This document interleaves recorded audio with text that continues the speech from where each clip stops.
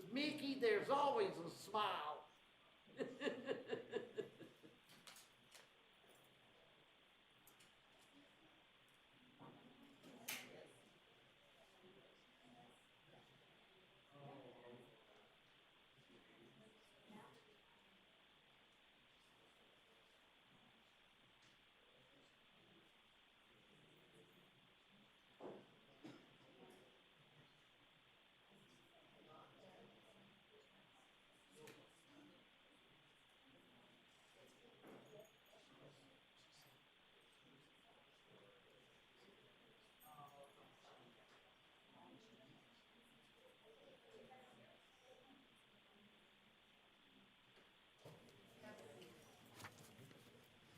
Good evening, everyone. Welcome to the July 28th meeting of the Anaheim City Council.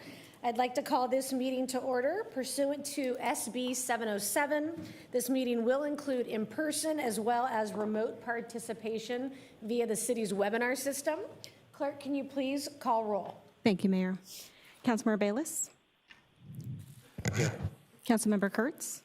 Here. Councilmember Moz? Here. Councilmember Meeks? Here. Mayor Pro Tem Leon? Present. Mayor Aiken? Present.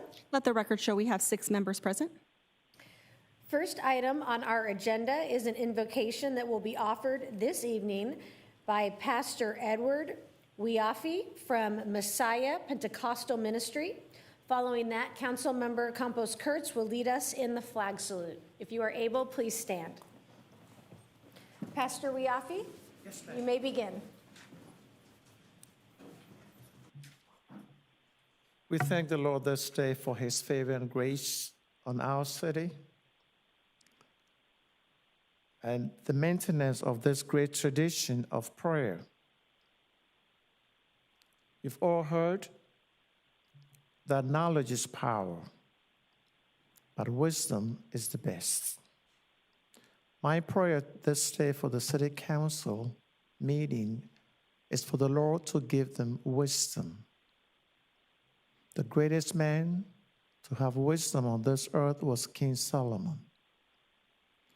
One of his writings is found in Psalm 127, where he said, "Except the Lord builds the city,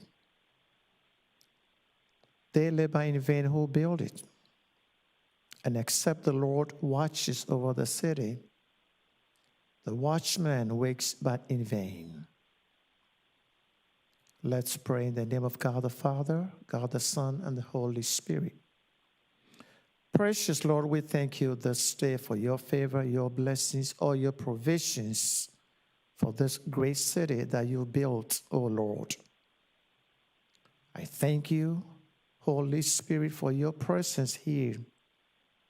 And I pray more so, O Lord, that you will give your children, the council members, wisdom from above, wisdom to build the city, wisdom to watch over the city, and wisdom to love the city, the state, and the nation. I pray the peace of Christ over you, and I pray his favor. The Lord pours down wisdom and sound judgment for you. Above all, I praise his holy great name, and I pray his blessings upon the city of Anaheim by day and night, in spirit and in truth, and maintain his grace with favor from heaven upon all of us. This I pray in the name of the Lord Jesus Christ. Amen. Thank you, Lord. Thank you, Madam Mayor. We'd all face the flag, put our right hand over our heart. Ready, begin. I pledge allegiance to the flag of the United States of America and to the republic for which it stands, one nation, under God, indivisible, with liberty and justice for all. God bless America.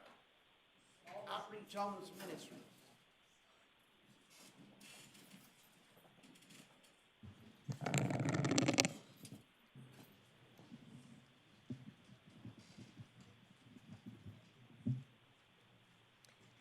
Thank you.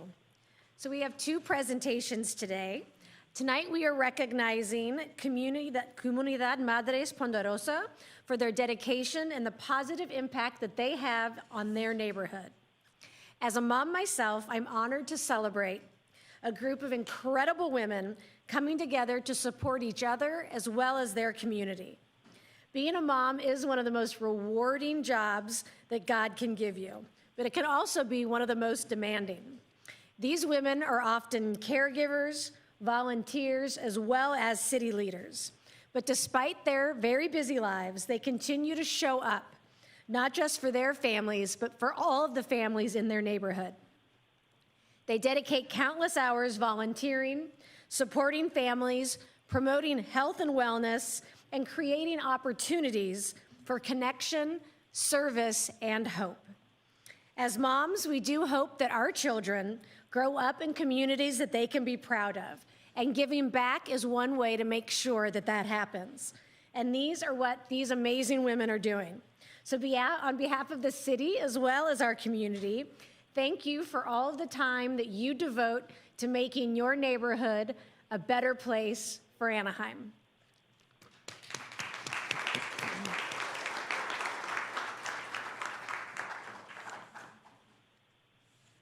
Please join council for a photo. Would one of you like to share any statements?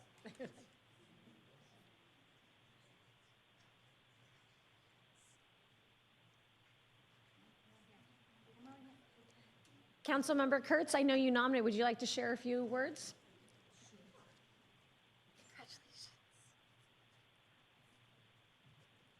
Look at these absolutely wonderful women, all part of the Ponderosa community. And more importantly than just being a part of the community, they are really, really helping their community. They organize things like neighborhood cleanups, neighborhood awareness. They are the ones that have led the effort for 2 years, and we're going into the 3rd year for the Ponderosa Christmas tree lighting. It is thanks to these ladies behind me that the Ponderosa area has its own Christmas tree at the park and a phenomenal celebration. For those of you that don't know, it's always held on the Friday after Thanksgiving with a tree lighting at 6 p.m. You'll have to join them and you'll see what kind of a tremendous organization this is. Thank you.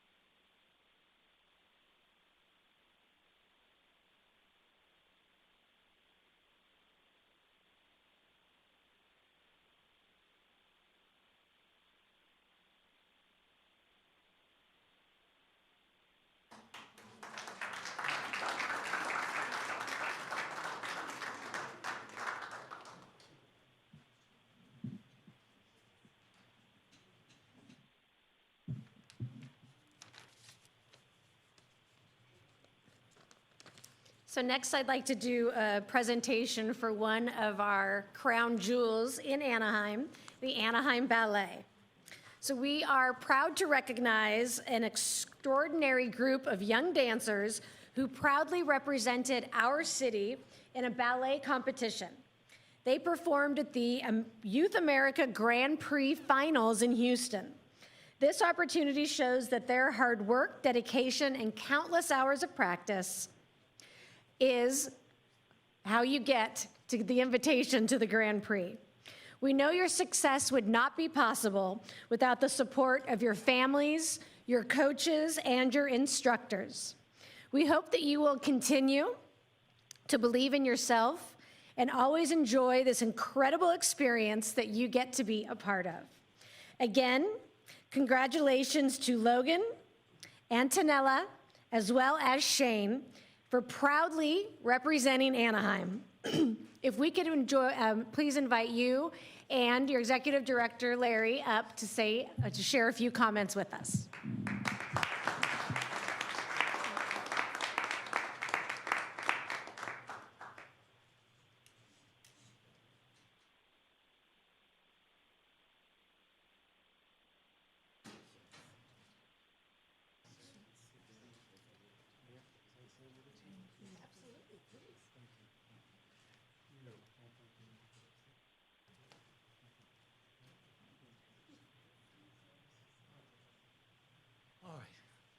Just a couple words. My name's Larry. I'm the executive director.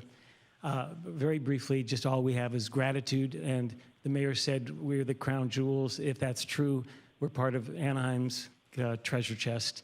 We're only here because the community supports us. And we want to thank the city council that the dancers you're seeing here are pretty much the cream of the crop, but there's a larger crop just across the street at Anaheim Ballet. And that crop includes an outreach program for kids that can't afford to dance, school, and then the professional company that you would see, for example, doing the Nutcracker. But it doesn't exist without the support of the city council and the community at large.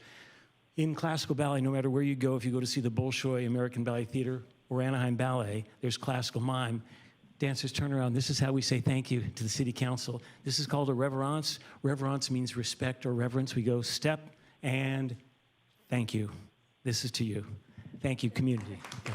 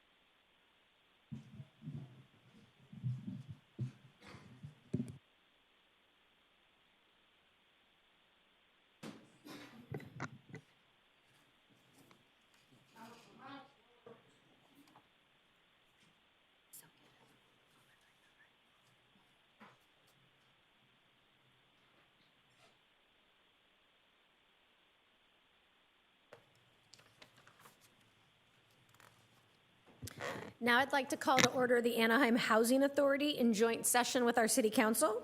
Clerk, are there any additions or deletions to tonight's agendas? Mayor, there are none. Can you please outline the public comment procedures and call forward the first several speakers that will be addressing our agenda? Thank you, Mayor.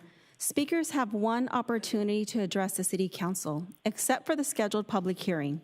The first public comment period is limited to 90 minutes or until all agenda item speakers have been heard. Any time remaining of the 90 minutes will be provided to speakers who wish to speak on any non-agenda related items but within the council's jurisdiction.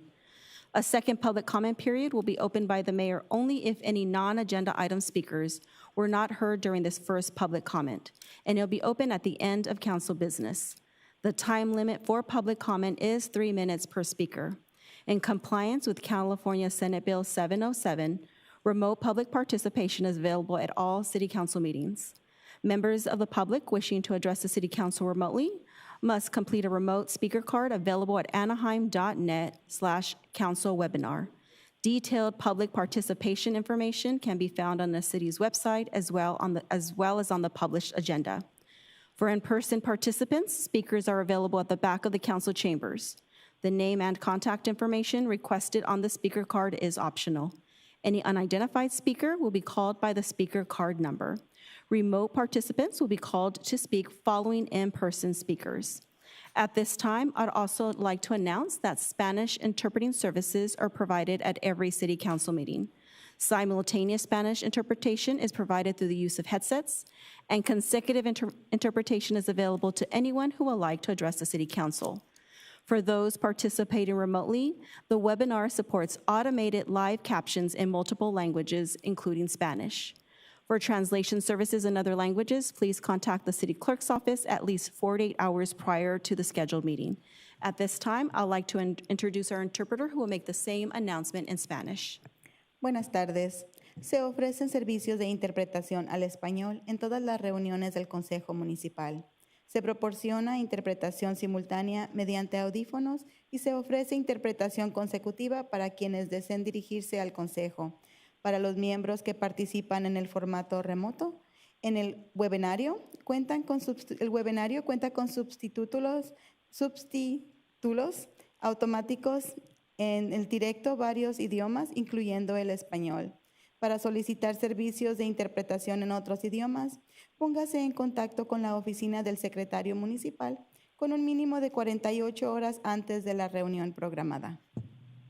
At this time, on behalf of the City Council, we would like to remind the public that Anaheim remains committed to freedom of speech, and we ask that speakers address the City Council with civility and refrain from making personal, threatening, abusive, slanderous, or profane remarks towards any member of the council, staff, or general public.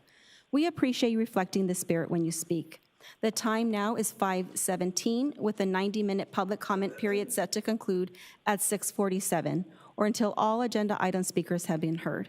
We do ask that speakers line up at the podium once they see their name appear on the projection screen behind me. For those participating remotely, you will be called at the appropriate time. And Mayor and City Council, for agenda items, we have one speaker. For agenda item number 10, Mr. R. Joshua Collins, if he could step forward at this time.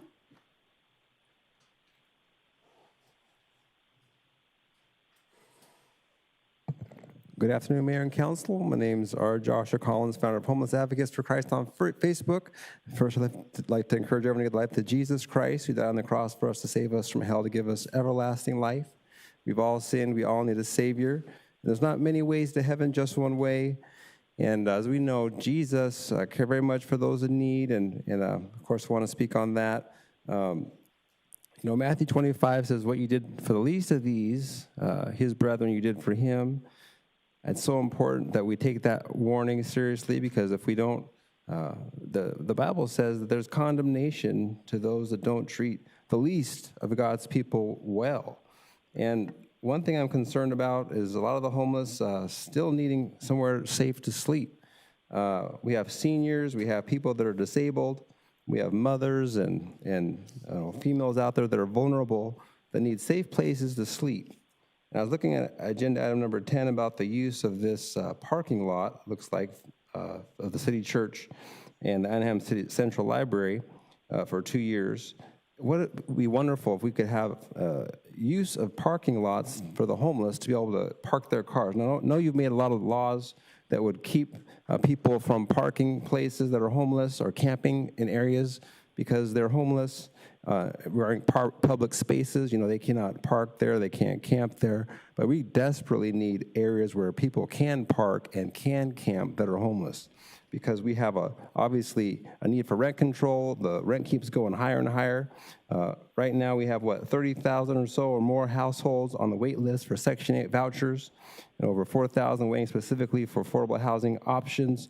So it's a major crisis. And if you don't feel it, maybe you're not looking at this as a priority, but there's a lot of people that are feeling the stress of this, that are older, that are weak, that are out there struggling with health issues, some of them in wheelchairs, all these types of situations. So much your responsibility as a council to take these issues seriously and to provide something. It's a crisis, really. And we need more housing, not more subsidies for corporations. Obviously, corporations don't need more money. You look what happened with the police and how much money they took that they wasn't deserving to them. Why not spend some money for those that are desperately in need? So I want to encourage the council to put this on the agenda. We need this on the agenda. Nightly parking areas for the homeless, for the poor, for the disabled, for the sick, for homeless mothers. If we cannot provide housing, why not at least some parking areas or some camping spaces? Right? And you could vet them, make sure they're not doing anything crazy or whatever, but let them that are just needing somewhere to rest have a place to rest. I ask the council to do this immediately, get this on the agenda for the next meeting, and thank you for your time. Mayor and City Council, that includes agenda item speakers. Now we will move towards to general comments. We currently have 17 in-person speakers and 1 that will be participating remotely. If our first speaker can please step forward, Cecil Jordan Corkin. Cecil?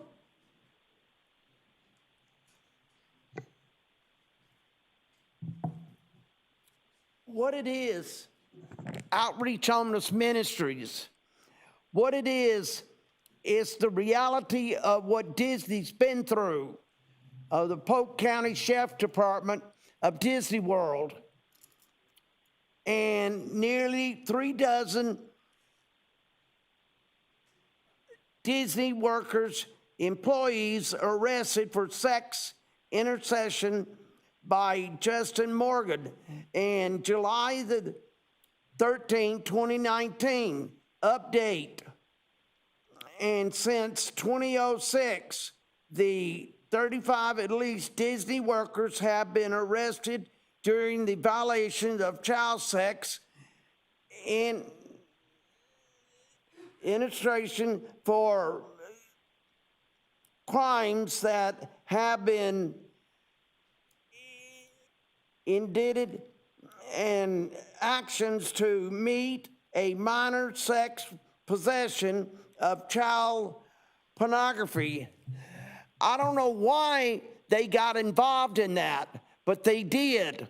And that's the problem we're having to deal with.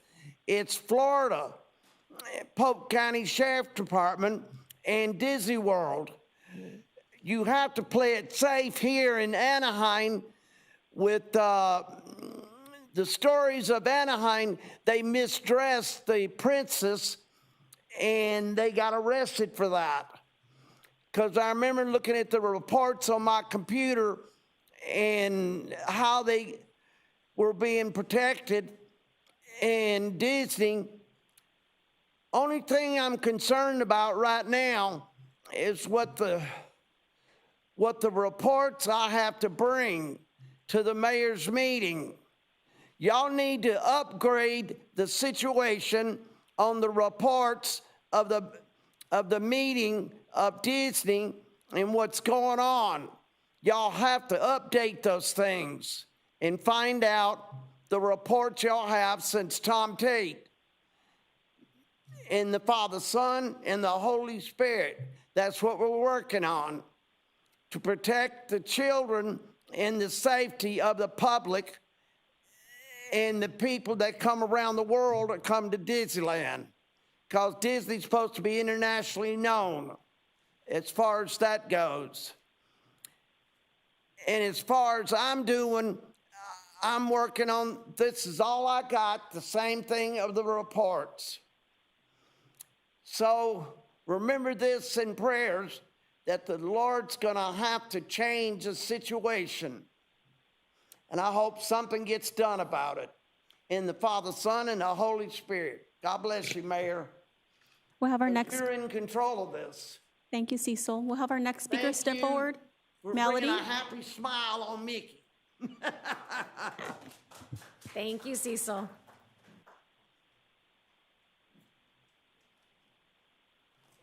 I know my last name is a little difficult to spell. It is M-A-R as in railroad, L-E-R as in railroad. Thank you. My name is Melody Marlar. Good evening, Council and Mayor. I am a member and resident of District 3, a member of the Anaheim Senior Citizen Club, and a volunteer for the city of Anaheim, as well as one of the applicants for the vacant seat in District 3 on the Older Adults Commission. One Saturday each month, the hardworking staff of the City of Anaheim's Community Services Division, as well as the Senior Citizens Club, arrange activities and events for all the resident seniors in the City of Anaheim. And this past, let's see, where am I? They are dependent on the availability of parking adjacent to the center and Center Greens Park, so that seniors from every district in Anaheim can park and participate in those activities and events. Those activities and events are usually concluded by 3 p.m. on that one Saturday a month.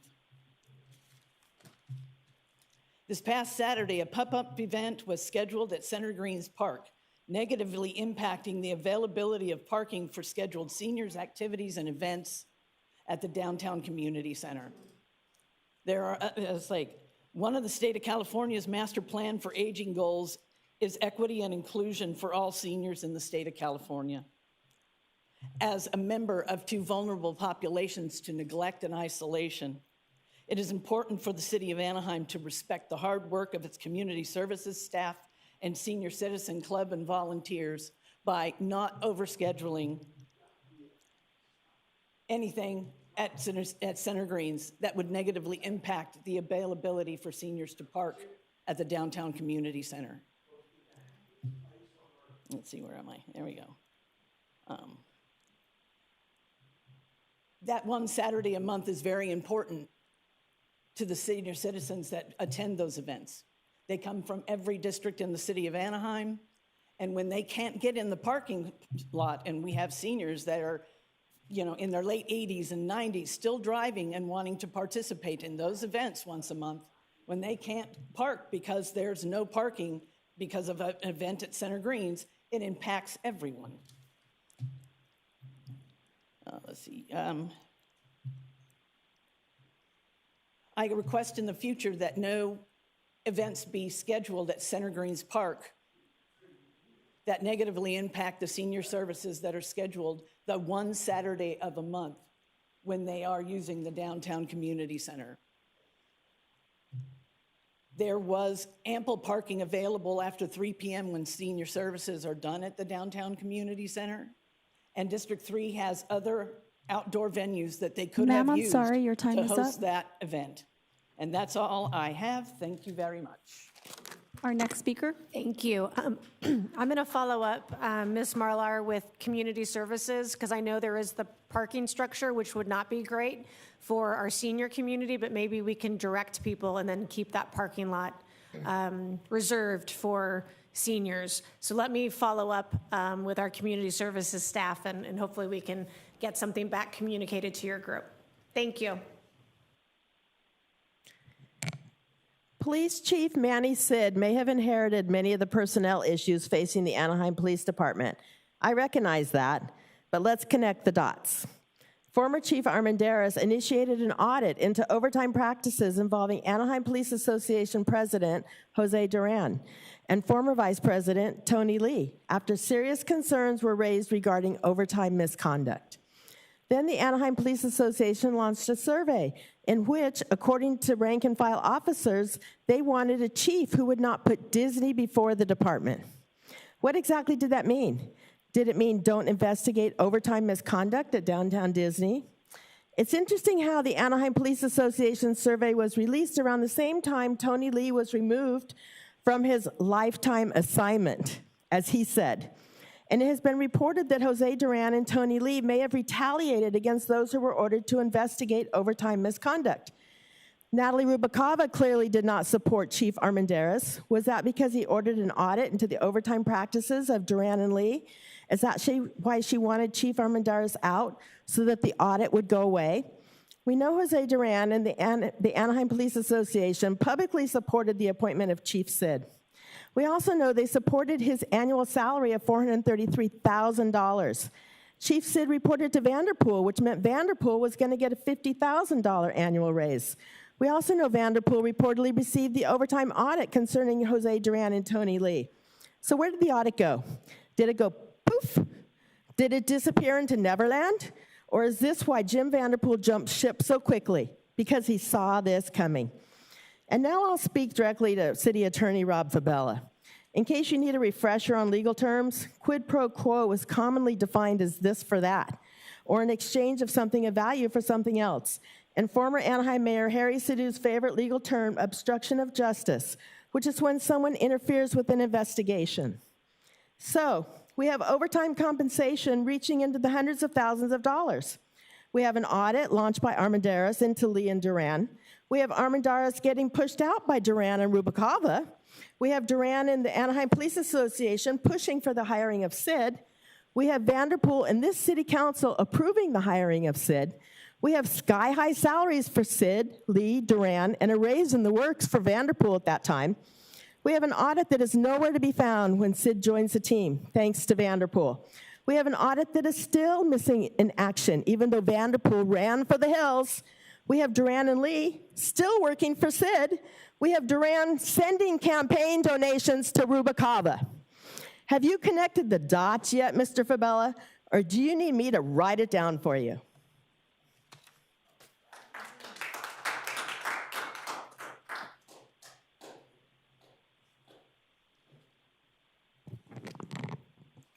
On July 22nd, at the Public Utilities Board meeting, Craig Parker declared that the water issue that residents have expressed valid concerns on is closed. Closed. How, pray tell, Mr. Parker, can this matter be closed when you still cannot or will not answer very basic questions?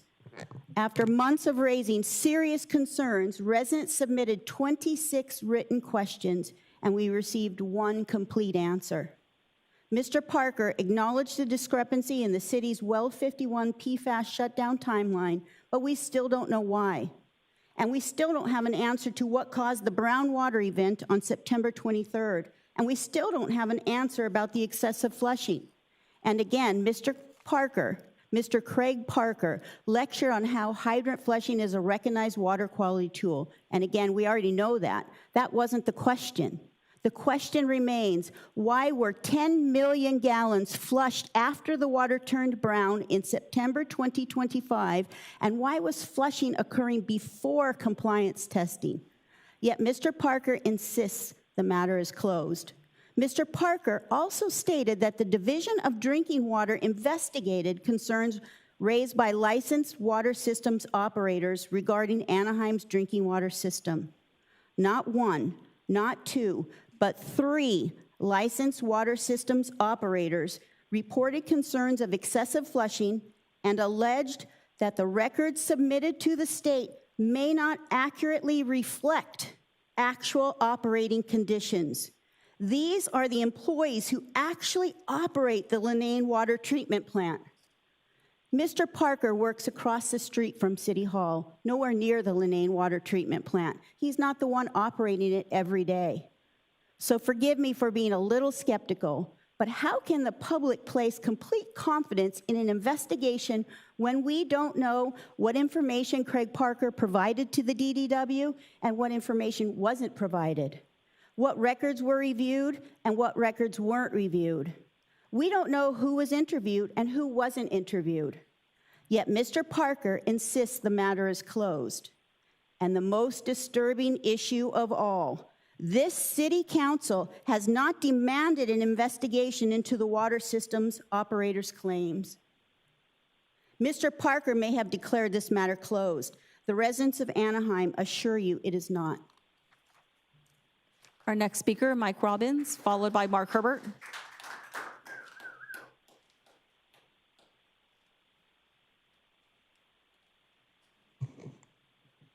Good evening. Flock cameras are good, so the police can track their husbands and wives and lovers and their friends and boyfriends and girlfriends, where they're going, you know, what they're doing, because they really want to know. And I'm sure you're happy that they will know where they're going and what they're doing. At least that's happening in other cities who've done that, so it's got to happen here too. Once upon a time, there was a fox. This fox was sly, he was sneaky, he was secretive. Not only was he in charge of guarding the hen house, he was also responsible for investigating all nefarious activities whenever one of the other foxes got into trouble. And wouldn't you know it, Fox never found that he or any of the other foxes had done anything wrong ever. That's how Anaheim handles accountability. When allegations arise, the city investigates itself, clears itself, and then tells the public nothing to see here. This does not inspire public confidence. It doesn't. We know it doesn't. You know it doesn't. But you're continuing to do that same pattern, the Harry Sidhu pattern. Chief Armendariz initiated an audit into overtime practices involving Tony Lee, Josie Duran. Then Chief Armendariz was pushed out. Chief Manny Sid was hired, and the audit vanished. Today, the audit is still nowhere to be found. Be honest and open, please. If there's nothing to hide, why not refer the matter to an independent law enforcement agency? Then we learn about Detective Leslie Vargas and allegations surrounding the arrest of a young Black woman. This has been described as a civil dispute, along with the allegations that the police report included false information. How many Anaheim PD hours were spent on civil disputes over the last several years? Hours that were being paid for by the residents. We all understand that every organization can have employees who are not ethical, but leadership is measured by how it responds. So does City Hall continue to believe the fox and leave them guarding the hen house? Or do more elected officials need to go to jail? But they can't do the civil stuff. That's for somebody else. And for us to spend money on that is a waste of our money, especially when we're in deficit. So certainly all of these things should be on your agenda to look at and to solve, whether it's the police overtime or they're doing other things that they're not supposed to be doing, including maybe tracking where their wife or husband or lovers are going to. Because that costs us money and we can't afford it. Thank you very much.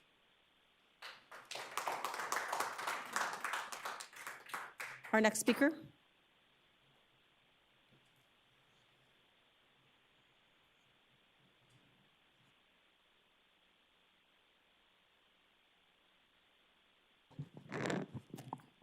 Mark Herbert, AnaheimGrease.com. Before I start, I'd like to express my support of the Albert Arzolas family and bring attention to Vern Nelson's Orange Juice blog, and people should read his article today on Officer Nathan Garcia and his harassment of Albert Arzola. Since March 24th of this year, multiple residents have raised concerns about Anaheim's drinking water. Instead of asking the questions residents were asking, this council requested a presentation. Craig Parker gave an overview of how the water systems operate. We returned on April 21st and raised those concerns again. That same evening, Mayor Aiken referred to her own constituents as the, quote, disinformation brigade. Think about that.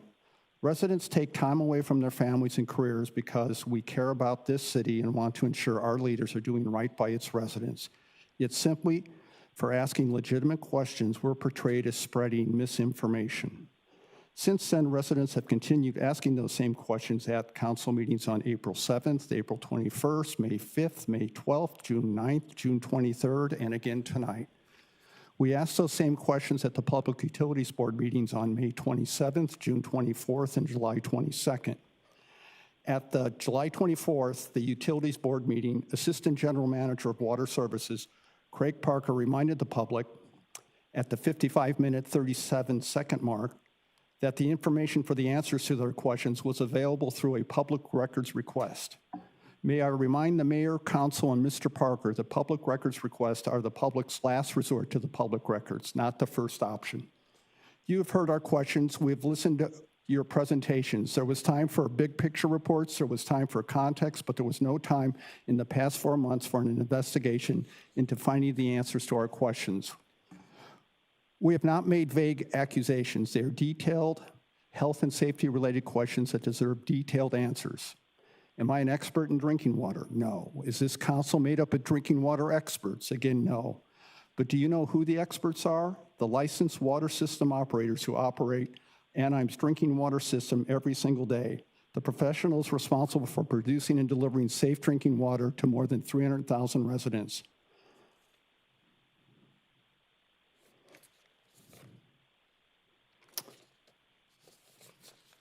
Well, running out of time here.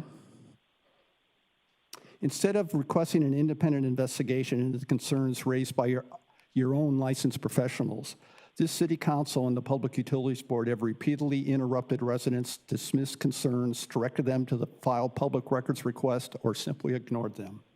That's not how transparency works. Our next speaker. Following the speaker, Dave Duran.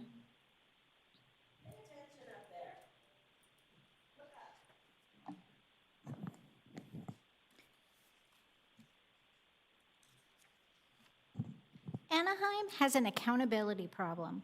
A few days ago, the Los Angeles Times reported that the city agreed to pay $250,000 to settle a lawsuit brought to the city by Miss Bush, a young woman who claimed she was wrongfully arrested after purchasing a vehicle at an Anaheim dealership. According to her lawsuit, what should have been a simple contract dispute became a criminal case.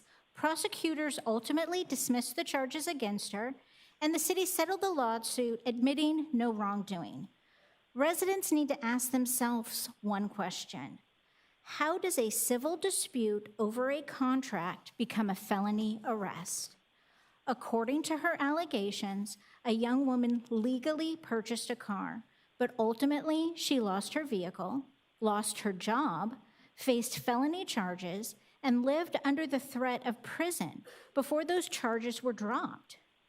If the allegations are true, it isn't a simple mistake. It's a complete failure of accountability. If the council would simply address its internal problems and hold people accountable, perhaps the embarrassing press might stop. But your actions speak louder than your words. When 6 of the 7 of you refused to ask the former city manager even a single meaningful question about his chamber-funded trip, you sent a message loud and clear to the public. Accountability, or lack of accountability, hasn't changed within the city. The names may have changed, but the culture has not. Residents were promised a new direction after Harry Sidhu.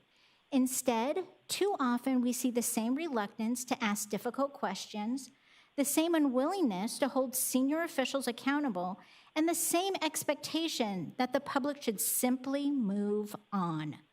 When serious allegations are made that involve constitutional rights, residents deserve an independent review, not simply another internal conclusion. Now, Anaheim taxpayers are paying $250,000 to resolve a lawsuit. Whether it's overtime or whether it's a costly settlement, the common denominator is not the dollar amount. It's that taxpayers keep paying for the city's failures.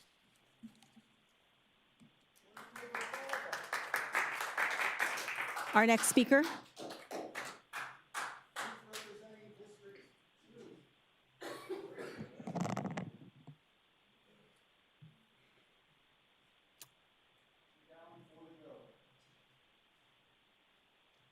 There's one thing every one of the unacceptable scandals has in common. It's that Anaheim taxpayers, like you just heard, are the ones that keep paying for the city's failures. It's time we remind you that the job of a city council actually is as follows. Your job isn't to protect department heads or dirty cops. Your job is not to protect the city manager or the city image. Your job is to oversee safety and the needs of the public.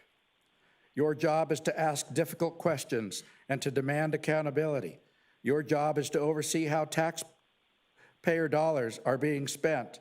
And when something goes wrong, your job is to insist on transparency, not simply accept the first explanation that you're given. We already know Vanderpool didn't tell you the truth, and your silence is complicit with that. We know Linda Undall and Debbie Moreno don't either. They don't tell the truth either. And Greg Garcia is terrified of all of them. Oversight isn't a suggestion. It's your responsibility. You weren't elected to rubber stamp staff recommendations. You were elected to challenge them. Every time this council chooses silence over scrutiny, every time it accepts assurance instead of demanding evidence, every time it avoids accountability, the taxpayers are the ones who pay the price. The taxpayers didn't elect 7 complicit spectators. The public was fooled into thinking and believing they elected 7 ethical city council members to provide responsible oversight. But your silence, your neglect, and your lack of responsibility mirror corruption in the city that known and quickly is becoming the city of Anaheim. Do your jobs as you campaigned on. Do your jobs as you were elected on. And if you don't, do the community, do the city a favor and resign. Our next speaker, Art Castillo, followed by Vern Nelson.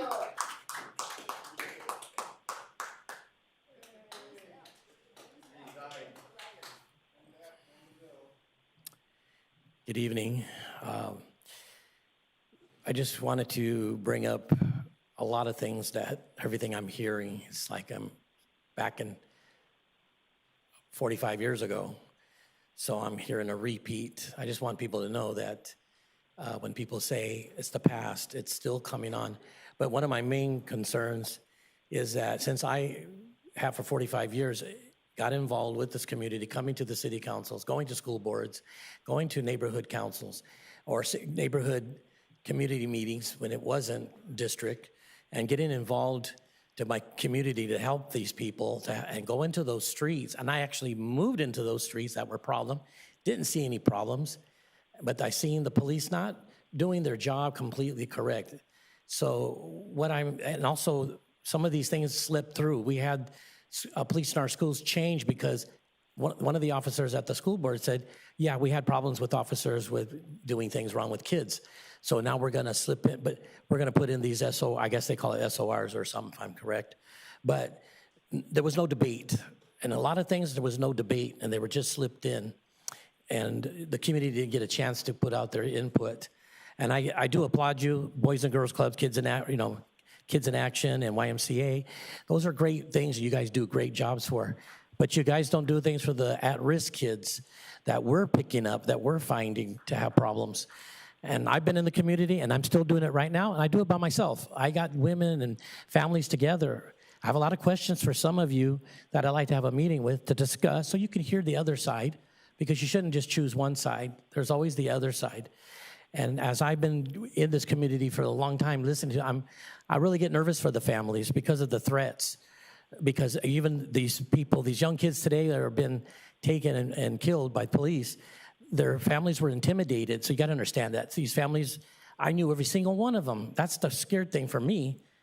And they come out and saying they're afraid to come forward to the complete because you're still having these officers that did these things in front of their homes and harassing them. So I'm not a hearsay, I'm an eyewitness. And I can tell you a lot of names. So before my time's up, I just want to let you know, I offered the school board, listen to what I can help you, nobody. And then I say to you guys, listen to what I can help you so it doesn't get this big. Solve it. Be part of the other part that you guys are not getting involved in. So I wanted to leave that with you guys, that I'm willing to help, do what I can from my experience. You know, I had 45 years. If I would have been in the city, I would have had 45 years. I made 12 and they got rid of me because I opened my mouth. Even a police officer got fired for opening his mouth. So as whistleblowers, we had one recently, he got fired, she got fired. Sir, I'm sorry, your time is up. So I just want to let you guys know the other side, unless you guys already know. Thank you. Our next speaker, Vern Nelson.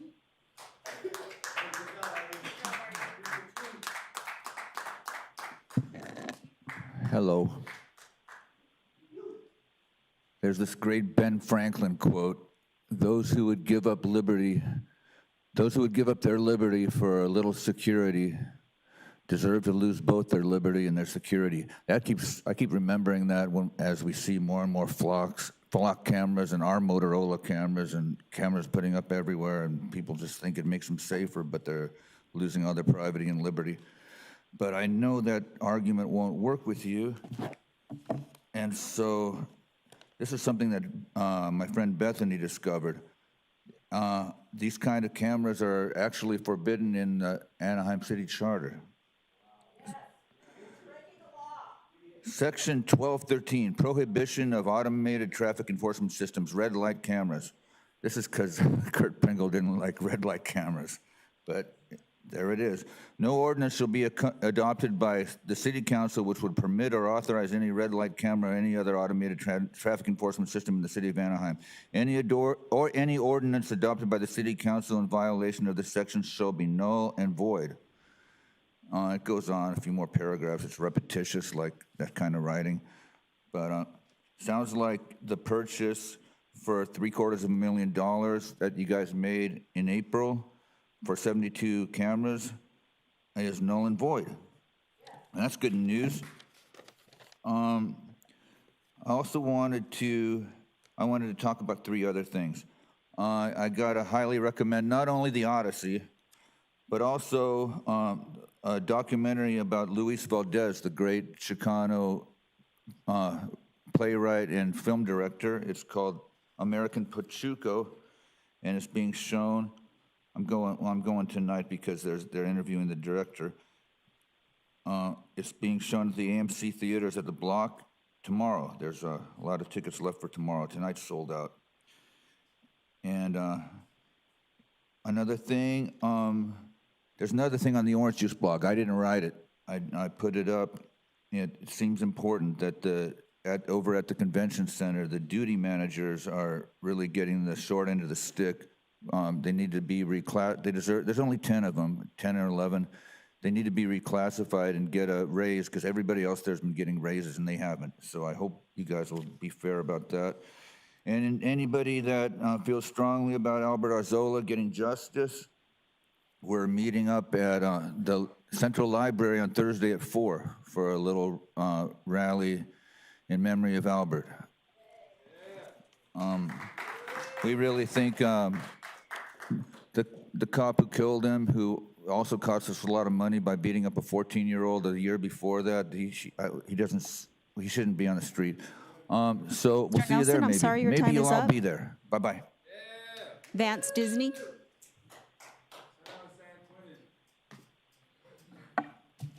Okay, the Puss in Boots on Disney campaign is still well on the way, and you can all reach me at 909-538-4737. First, I need to talk about the biggest problem in the world, that we don't have a slice guard pillar protector on our freeways, and that's just a temporary fix to get the sliding center wall working.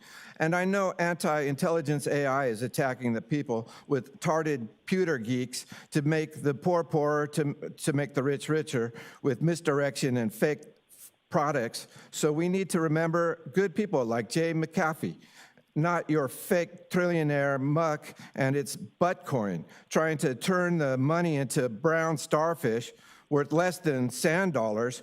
Better to remember Chancellor Putin was a billionaire long before. And muck is a blatant fake, a fraud pretending to be Tesla. I already explained the Easy Battery replacement car, and the Jetson atomic spark plug factory city's viability.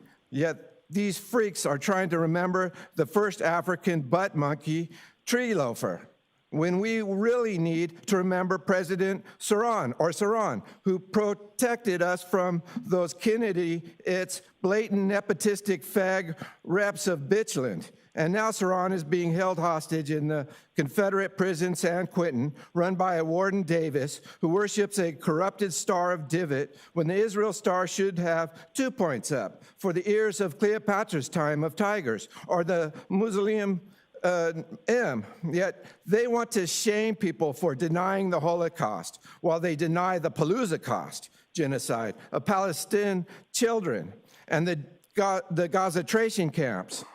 Though they're still fake dingbill Trump, Slovakia fag muppetosos try to send naturally born American children to southern concentration camps, and he's not even a citizen. He became one in a marriage with a Slovakian, and he can't even capture one small island of Hormuz with all his mafia and change the name to the Kabalshim Canal, though we know he couldn't keep it straight or even say make America straight again.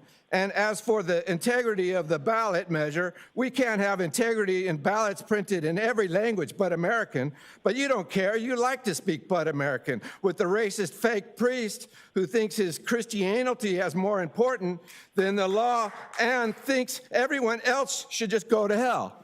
And anyway, you can always reach me at PHATFATGAT99 and at gmail.com, but remember my number, I get it right first. And thank you for your time and listening.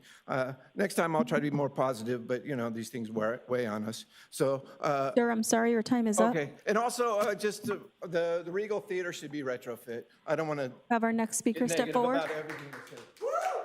Our next speaker. Following the speaker, it's speaker with card number 7555. Good evening, Mayor and the members of the City Council. My name is Andrew Winger, and I'm here to speak about the Dudek Wildfire Evacuation Study. Residents had hoped that this document would make the community safer. Unfortunately, it does not. There's no mechanism within the report to determine whether we can safely evacuate. At best, the report limits the size of new developments. At worst, it could become a roadmap for developers to justify much larger projects. I was troubled to hear that the preliminary information from this report may have been presented to the City Council before the festival decision and used to support the project. If anything, the report points in the opposite direction by identifying evacuation times of more than 7 hours in some scenarios. I submitted a 21-page analysis identifying significant problems, questions, and assumptions within the study. As I read it to my wife, her jaw dropped. She asked a simple question: how did Public Works not identify these problems? Part of the problem may be in the way that legitimate public concerns are being handled. For the past 7 months, residents have raised specific concerns about the Know Your Way plan, which is the foundation of the Dudek study. Instead of acknowledging those concerns, investigating them, or providing evidence supporting the city's decisions, we often receive assurances without meaningful answers. For example, when we ask how residents will be told which zones will evacuate, we're told Anaheim alerts, but nobody's received even a test of the Anaheim alerts. When we ask whether the system will work during a major emergency, the response is simply, it works, we have it handled. That's not analysis, that's reassurance without any sort of verification. I'm concerned that the same message may be reaching the City Council when you guys ask if the residents are safe. Public Works must incorporate some sort of Jedi mind trick. Yes, they are.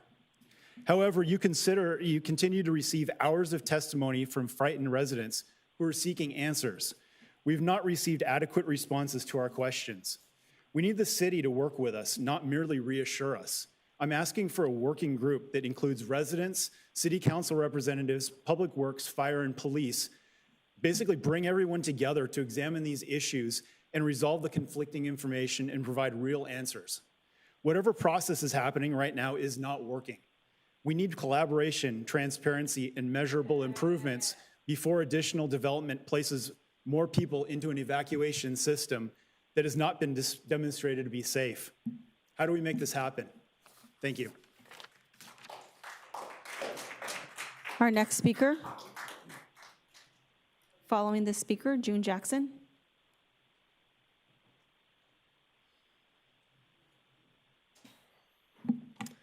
Hello again. This is week 3. I'm here to talk about the duty managers that have not received a raise for 10 years working at the Anaheim Convention Center, while everybody else that they work with has made at least cost of living increases of the 30 plus or minus range. More recently, the maintenance people got an 18% raise in January. The security people got 2 raises since January, one defined as significant, but they get just passed over year after year after year. So they attempted to join the union 2 years ago, and they were denied that offer because it was mid-contract. So not being part of the union means they don't get a raise. That portion of their request got skipped over. So you guys did a study, let's reclassify them, let's figure out what they do, and then we'll give them a raise. Well, that study took over a year, so they got passed over a second time. So the reason I'm here is because not a damn person has spoken up for these people for 10 years, and they have had a raise request floating around for 2 years, and they were recently told by Mindy, the number 2 person in charge, not to expect anything retroactive and not to expect very much at all. Not very much at all, while everybody else keeps keeping pace with the changing economy. So this is their job description. They're not really officially duty managers. They are convention center relief events supervisors. In their description, it says they act as the assistant and the relief person for event managers. Event managers make between $150,000 to about $350,000 a year. You boil that down to an hourly rate for the least of them, it's $71 per hour. And your duty managers make $21.84, just a little bit more than fry cooks at McDonald's. And they have enormous responsibility, which I have shared with you. Last time I was here, I asked if any of you had received any of the information that I provided and read it. I got blank stares. So to make life easy for you, it is now readily available on the political blog known as Orange Juice. So I would appreciate it if you would drink it up, read it, pay attention. Nobody in the city of Anaheim deserves to have been passed over for 10 years. It is actually against your handbook and your rules regarding classification and equal responsibilities, et cetera. It's against your rules not to pay them a fair wage, and you have allowed this to happen for 10 years. I do acknowledge that you folks here have not been here longer than 4 years, so you haven't been here for the entire period of time. But believe me, the management at ACC has just looked down upon them, and how they got skipped over with regard to joining the union blows my mind. I thought it was because they were part-time, but 2 weeks ago I learned that 30-hour people who are part-time, you've got a union rep standing up here pretty much groveling. Well, could you give Sir, I'm these sorry, your 30-hour time is people up. jury duty, and could you give them paid Sir, vacations? I'm sorry, your time is up. And these part-time people just got passed over. Read about it. Our next speaker.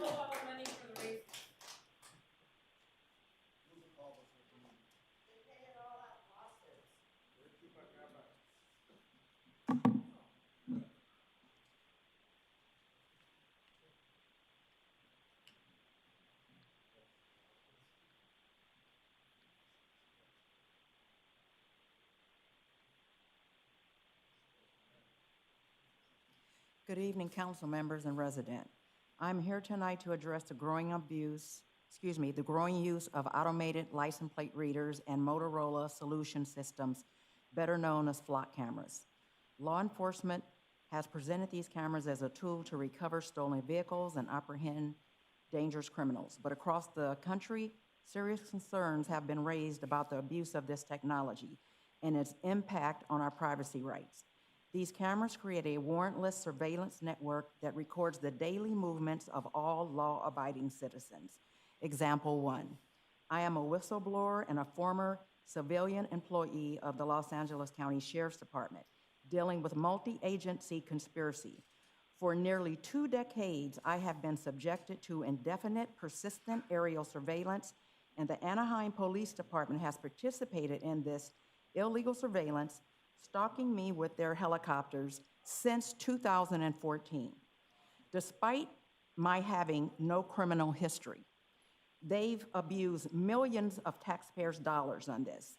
My license plate has been entered into the flock system as though I were a criminal or driving a stolen vehicle. Every time I pass a flock camera, my location is recorded, and law enforcement agencies are alerted, allowing air and ground surveillance to continue as I travel across city and county lines. This demonstrates how this technology is being used for purposes far beyond what the public is being told. I have even filed formal police reports and official claim forms with the city of Anaheim regarding this misconduct. Instead of taking corrective action, the city concealed this and dismissed my complaints with boilerplate response. Some people say, if you've done nothing wrong, you have nothing to worry about. That misses the point. This is about protecting our constitutional rights and preventing surveillance from expanding beyond its stated purpose. Public safety should never require sacrificing our privacy and civil liberties. We do not need promises of oversight, which is a facade to pacify the public while overreach continues. We need action before these systems are further abused. I urge this council to not just be passive, but to stand up to this abuse and remove flock cameras from our city and protect the rights of the residents you are elected to serve. The freedoms we give away today may not be there for future generations. To the audience, write your representatives and your senator regarding this. And I want to say, this is not China. We have our next speaker.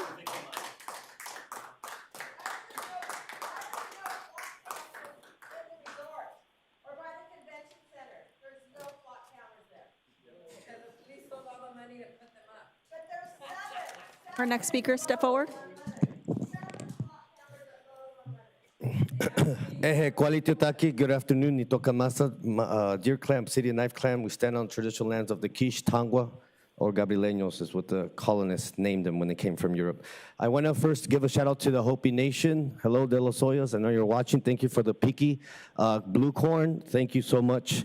I wish I could have traveled to Arizona with all of you there, but sadly, when I always go drive to Quartzsite, Arizona, I get racially profiled. And I get stopped by the highway patrol. They'll let me go. I let them search my car, even though I can say no, but it's okay. Give them something to do. But respect to the Hopi Nation. Thank you, De La Soya family.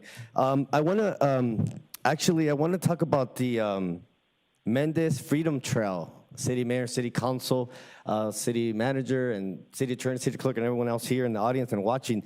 It's very interesting because I wish Natalie was here. I hope she's watching. Very beautiful. They actually extended, when I used to pick up Artie Castillo in Westminster, Garden Grove, we saw the monument, the park, but they actually extended something, Westminster. It's like a 2 miles.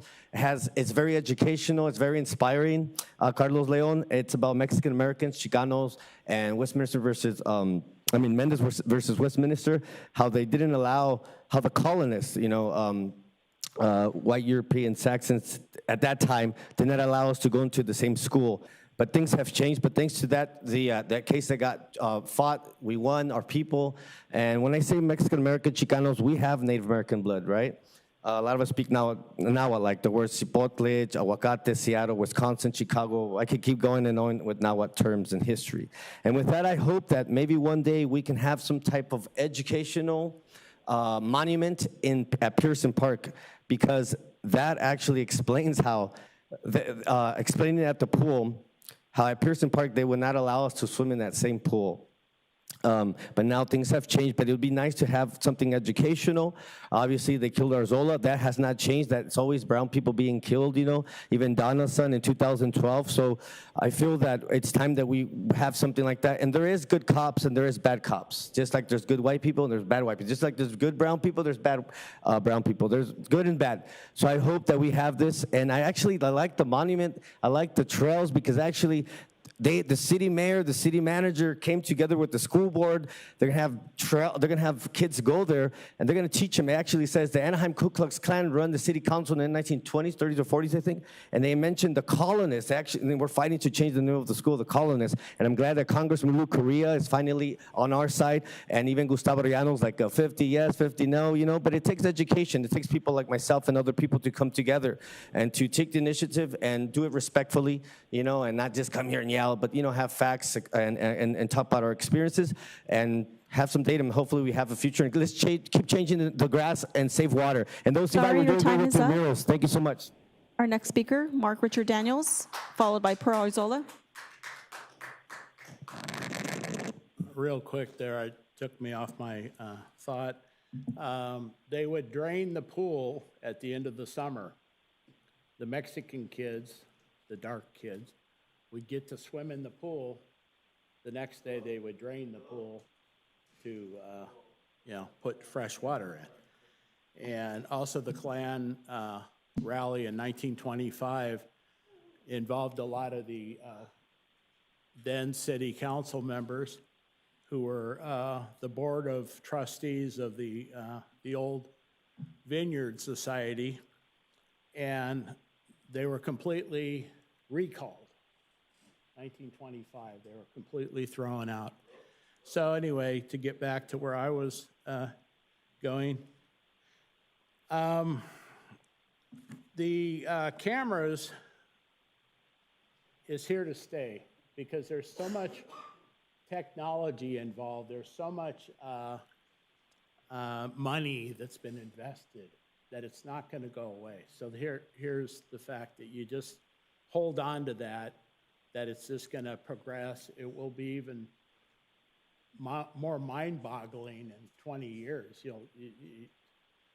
Right now, I can stand out in the middle of Anaheim Boulevard and Lincoln. I could hold this agenda out, and a satellite up there in space will be able to read every word of that, what time the meeting is. I can hold a dime, heads up, right out there in the same spot. And the satellite will be able to tell me heads or tails and what year is that dime from space. You know, we have such technology now that just, it's beyond belief, and it's only going to get more. We're going to see what used to be called Big Brother 1984.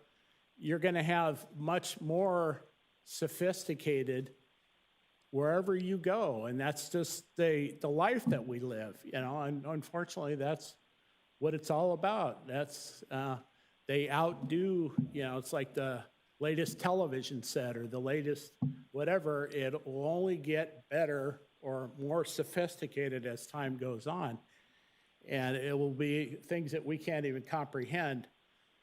And just to get back to the fact that we've had investigations. We can't allow ourselves to get so caught up that this dais, city council, mayor, or whoever comes along will govern themselves. It doesn't work that way. It didn't do it with Harry Sadu. It takes outside agencies to do that. Thank you very much. Our next speaker, Pearl Arzola. Pearl Arzola. We'll go to their next speaker, Sergio.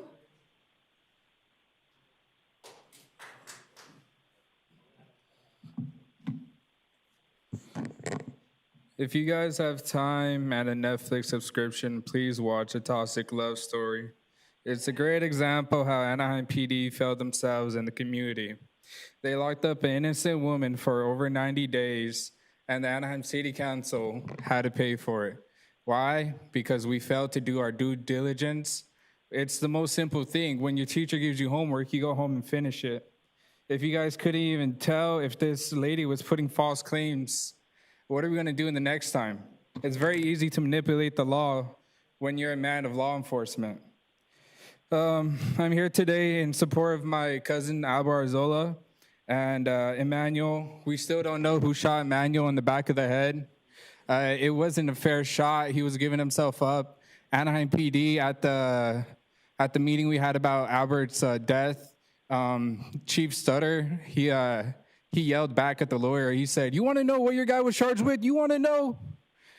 All he had was, they said was a dagger, which he already was giving himself up. What are you going to do? Are you really going to run at the cops when there's 15 cops with their guns pointed at you? There was no need to hit that man in the back of the head. That's a serious brain shot that could have severely damaged him for the rest of his life. And we still don't know who did that. We still don't know who drove Nathan Garcia to commit the murder. It's just simple things. What does he have to fear for his life? They are police officers. They are the most trained, safe. Nobody ever messes with the police because you have to be stupid. The police control all sections of your life. When you go to the jail, who are they friends with? They're friends with the people that arrested you. It's like, it just blows my mind that we couldn't even find out Garcia's name until the lawsuit was in the settlement works. I'm happy that the LA Times is the only news article that posts like reliable things, because the OC Register, I mean, why wouldn't they want to put out the news that Anaheim Police Union leaders were abusing the overtime payment? That's a good money click. You know why they don't do that? Because they have friends at Disney, friends at the Anaheim police stations. They don't want to put them on blast. That's the LA Times. They were the ones that wrote about Nathan Garcia's previous abuse that we had no idea of. It just makes you wonder. We noticed a seat is missing. They're the famous LA Times seat that was mentioned in the document. I didn't see anybody else, so I'd say congratulations. Anaheim PD's official statement read, "Yes, we know the shooting was a tragedy, but it was the name of public safety." You also know what the Department of Homeland Security said when ICE officers shot an unarmed man in front of his own daughter?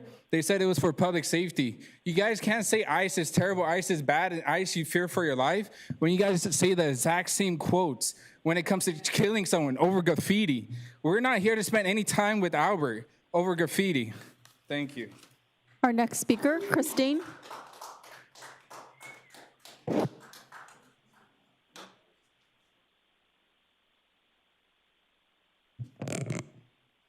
Good evening. I'm the aunt of Albert Arzola, and I'm here to demand justice for our family.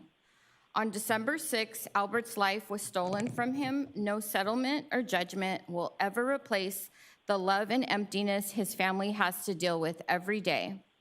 Albert did nothing wrong. He did not commit a crime. But Nathan Garcia should have never drawn his weapon upon exiting his vehicle.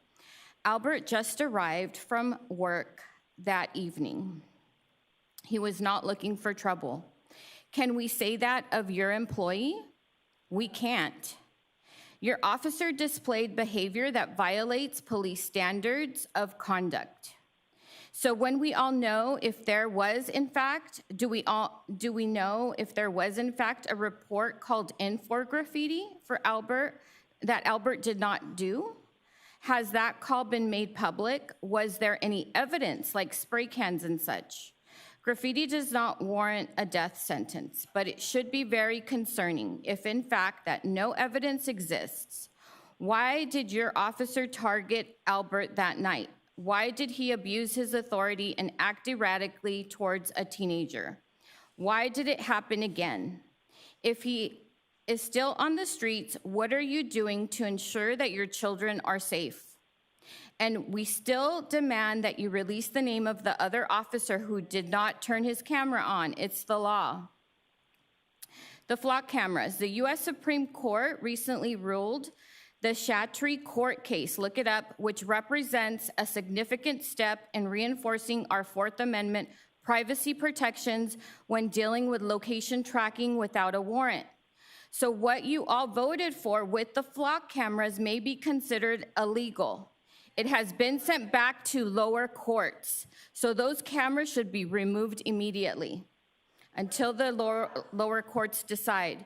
But it's currently with the lower courts. Nonprofit events. Why are nonprofits who provide needs to the community be charged $2,200 for a permit, plus $2,000 more for barricades, plus being told they need to provide their own watchers, which could have amounted to $6,000? When all they were doing was making children smile, showering them with love, and ensuring that they have what they need for a successful school year. Nonprofits should not be nickeled and dimed to provide basic needs to the community. I hope that those charges, the fees that were charged to Wings of Kindness are dropped. We did have cadets there, and they are actually volunteers. So you don't need to be paying them. So I'm not sure why the city ended up charging them so much for a nonprofit event for the community. Sorry, your time is up. Our next speaker, Grace Arzola.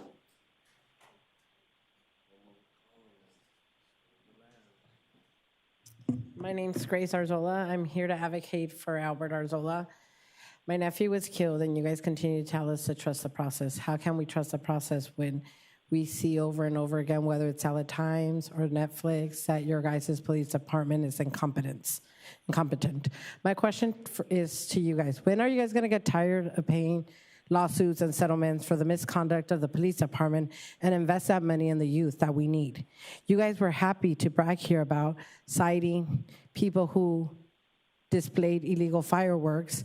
You guys are continue to oppress the poor, and you guys continue to oppress the poor and provided a golden handshake for the police officers, sergeant, union, vice presidents, all these fancy titles they held while they sold hundreds of thousands of dollars in fake overtime. You guys could not have two standards. You guys could not kill my nephew because he, according to the chief, was the lookout for the person tagging, yet no evidence had been given to us, and let someone walk away free with no charges or giving the community an explanation how you guys allowed someone to just walk away with all that money they stole. Who was overseeing them? Are you guys providing now additional, looking at it, the books, running reports without other people knowing inside, holding those accountable? Who is holding the police accountable? Who is checking for the overtime fraud, and who is checking for the excessive force? These are all leading to problems. Weren't you guys embarrassed to watch the #1 movie that was Toxic Love? Your guys' police department goes into calls with prejudice. Prejudice got my nephew killed. Prejudice got that girl arrested for 90 days. I mean, you guys can't catch a break. Last 2 weeks ago was the LA time. This time is the toxic love. Like, when are we gonna hear good news from you guys? When are we gonna hear that you guys are actually investing hundreds of thousands of dollars into the community instead of paying these settlements to people because your guys' police has misconduct issue? Ashley, I know you're running for re-election. I saw you filed. Be transparent. You ran on transparency. Tell us what you guys are gonna do about the fraud being committed at the Anaheim Police Department. Tell us what you guys are gonna do of holding those accountable, whether they're in power or not. And I know you guys don't drink the Kool-Aid because the water is contaminated, you know? So you need water for Kool-Aid, unless you have a fancy filter. But we want you guys to hold everyone in the Anaheim community accountable, whether they're in the poverty level or up in the District 6. We want the same justice for everyone. Oh, and Natalie, you're on vacation. Please watch Toxic Love. I know you got downtime. And I recommended everyone so you guys could see how incompetent this department is and how the city continues to enable them. Our next speaker, Albert Arzola. Commander-in-Chief, Albert Arzola. Right, Colonel. Respect for you, dude. All right, this was a Friday night. I almost got run over by the Anaheim Police Department. I called 911 so they can document it for my lawyers. We can do another lawsuit against you guys. And also, you know what? All you people right here are hating against that cop that stole the money. Good for him. Good for him. I hope he steals some more money from you guys. You let everybody steal the money, who cares, you know what I mean? And the backpack giveaways that you guys had, but you guys were, we guys doing chupacabra over here, wrapping them. One kid gets one kid doesn't get one. If you guys ain't got money, just come up to me. You mean? Paul, you guys lots of money. Just ask for it. We'll give it to you guys. You mean? Shit. Why should kids go with no backpacks to school? That was embarrassing. For Disneyland being in Anaheim and you guys wrapping backpacks? Right. Oh my God. That's, yeah, shame. You know? I couldn't believe that one. You know what I mean? But actually, you're not going to get reelected. We're going to take you out of here. You're worthless to us, honestly. You don't do a goddamn thing for us. Nothing, for nobody. You know what I mean? Just, yeah, we're going to get better mayor. You know what I mean? And it ain't going to be you, so go to sleep with that thought. Pearl Arzola. Pearl.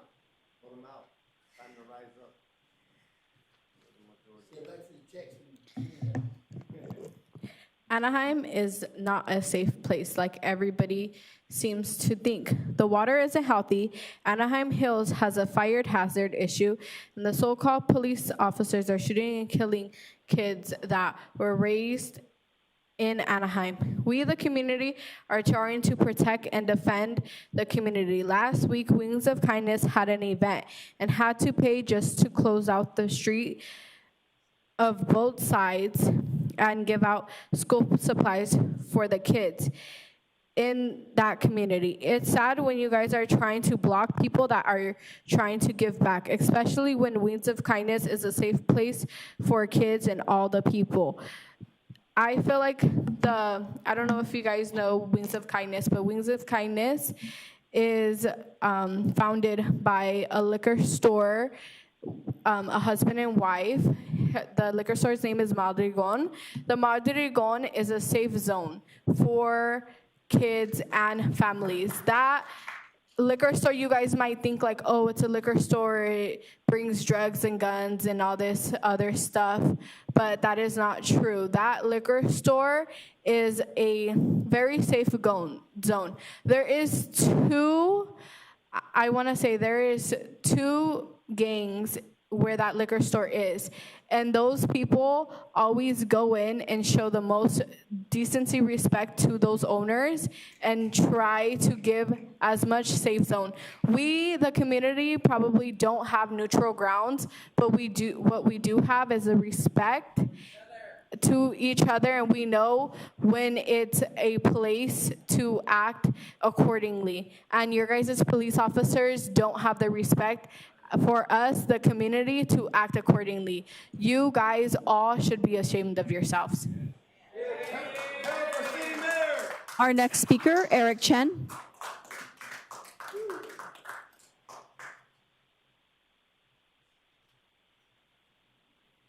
Thank you, all people here.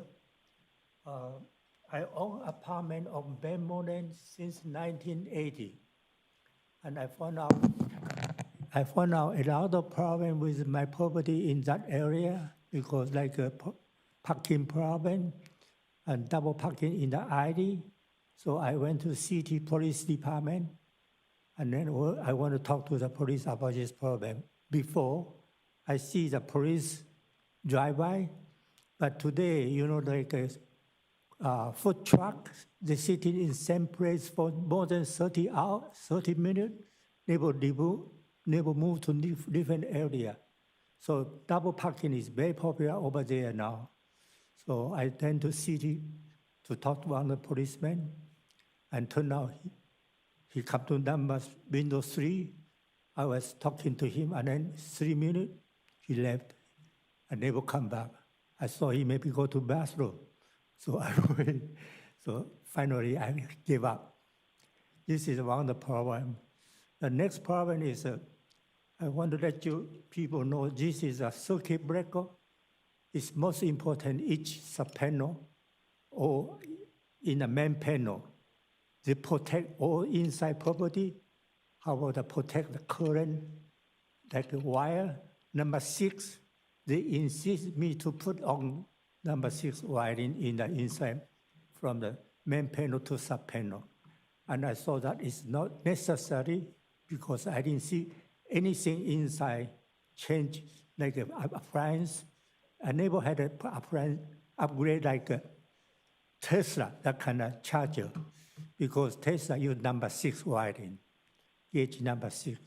So I talked to the inspector, and he insisted, used to be what they call insurance company required.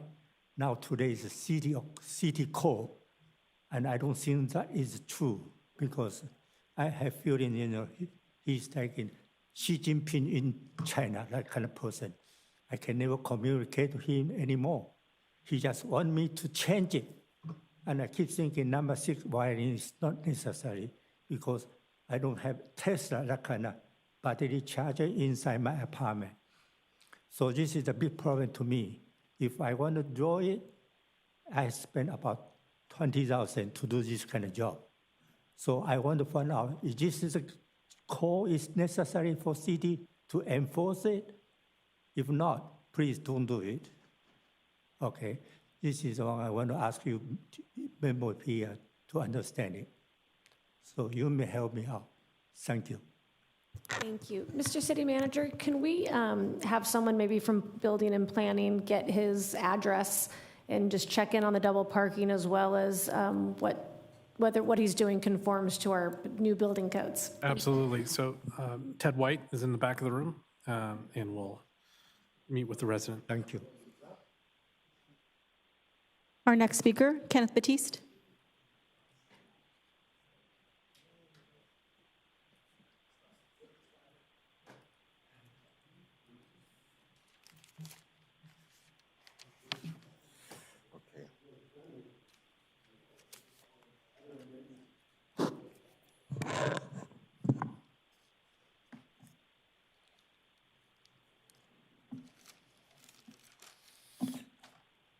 Good evening, everyone.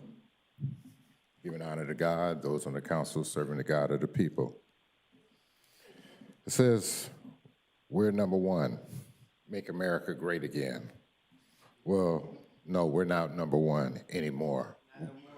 We're number 64 by the World Press Freedom Index. Grade, downgraded, and a fall in our democracy. We've been downgraded from a fault democracy to a decline in democracy. 78% of our farmers voted for Trump. Now they're losing everything, generational wealth. 18 months have happened. Higher costs, higher inflation, new wars, costly tariffs, and stunning corruption. Republican control. President, Senate, Congress, and the Supreme Court. Groceries are higher, rent's higher, gas prices are higher, paychecks don't go further. The average American is living in record credit card debt. Okay? What is the problem? Corporations are leading America, while the people are getting left behind. Credibility of honest election. I hear our presidents talk about corrupt elections. Excuse me, when I grew up, we used to send people to other countries to go ahead and perform their elections because we were that honest about ours. Certain people forget that. But when you go ahead and get away from the morality, you go ahead and you vote for racism, rapists, making fun of special need people, destroy, endorse it. Trump was endorsed by the KKK. Do we know that the Anaheim PD headquarters down there used to be a KKK? Do we? It used to be a KKK headquarters. So my vote is for people who are losing friends and family. You voted for black and brown community. You voted against the gay community. You voted against women's rights. You voted against years of children and abortions, food. Matter of fact, it's like we are becoming friends of the Nazi. We go ahead and have gotten away from caring for our fellow man. I'm going to close with the Arzola one. The autopsy has not been released. Why hasn't it not been released? Because they don't want to show how many times that boy was shot in the back.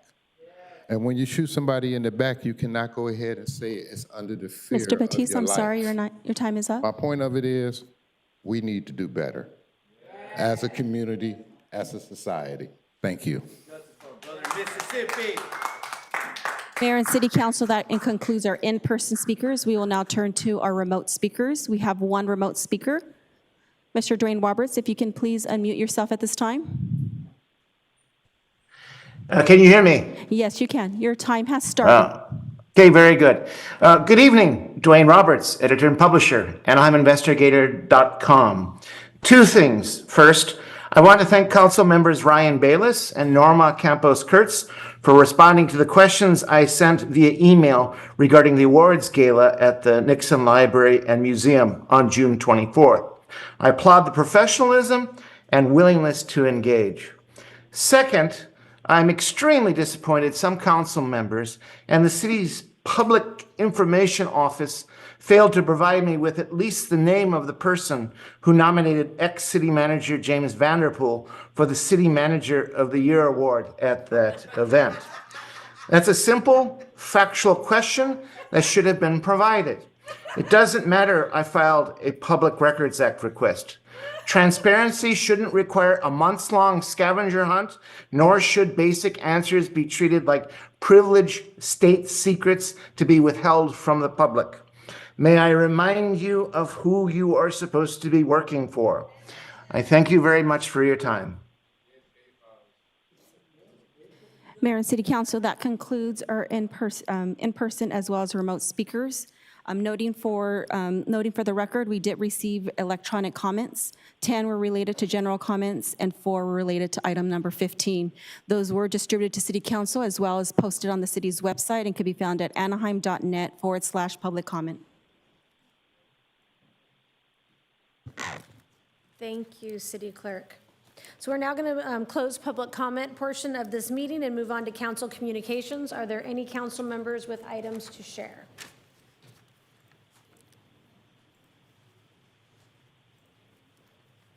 Okay, I just wanted to share 2 items. Last week, they had the police awards ceremony at the River Church across the street. I wanted to thank the Anaheim Police Department for inviting me to be a part of this. We had a lot of officers, some of our younger officers as well, of our more experienced officers that got awards that were nominated by the department. So just wanted to thank them and for the excellent work that they are doing in our community. Second, I wanted to thank the city manager for having us participate in a community program called the First Tee. I know we talk a lot about the Anaheim Hills Golf Course as well as the golf course in District 2 called Dad Miller. One of the amazing programs that we have and we support as a city is a program called First Tee, which offers low and no cost golf lessons to kids in that community that would not have access to those programs under any other circumstances. So it's one of the really great community givebacks that our city champions and supports. And so if you haven't had a chance or if you've never heard of it before, please take a moment to check out First Tee. They do great work in our Anaheim community. Oh, Councilmember Moss. Thank you. I do have a few slides to share briefly.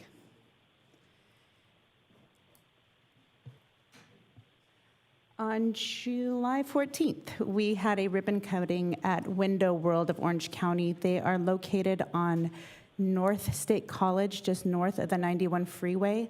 This is a father-daughter operation, so we wanted to welcome them and appreciate them investing in Anaheim. Next slide. I wanted to thank Teresa and the staff at the Mariloma Family Resource Center for putting together a splash day, and to thank the council before me who approved this splash pad. There were hot dogs served, we had water slides there, popsicles, water guns. It was a really great day for those kids who live in the neighborhood who don't have a front yard. They made a lot of great memories there that day and stayed cool doing it. And then lastly, I wanted to congratulate the staff at the Sunkist Library for putting on another wonderful STEAM fair.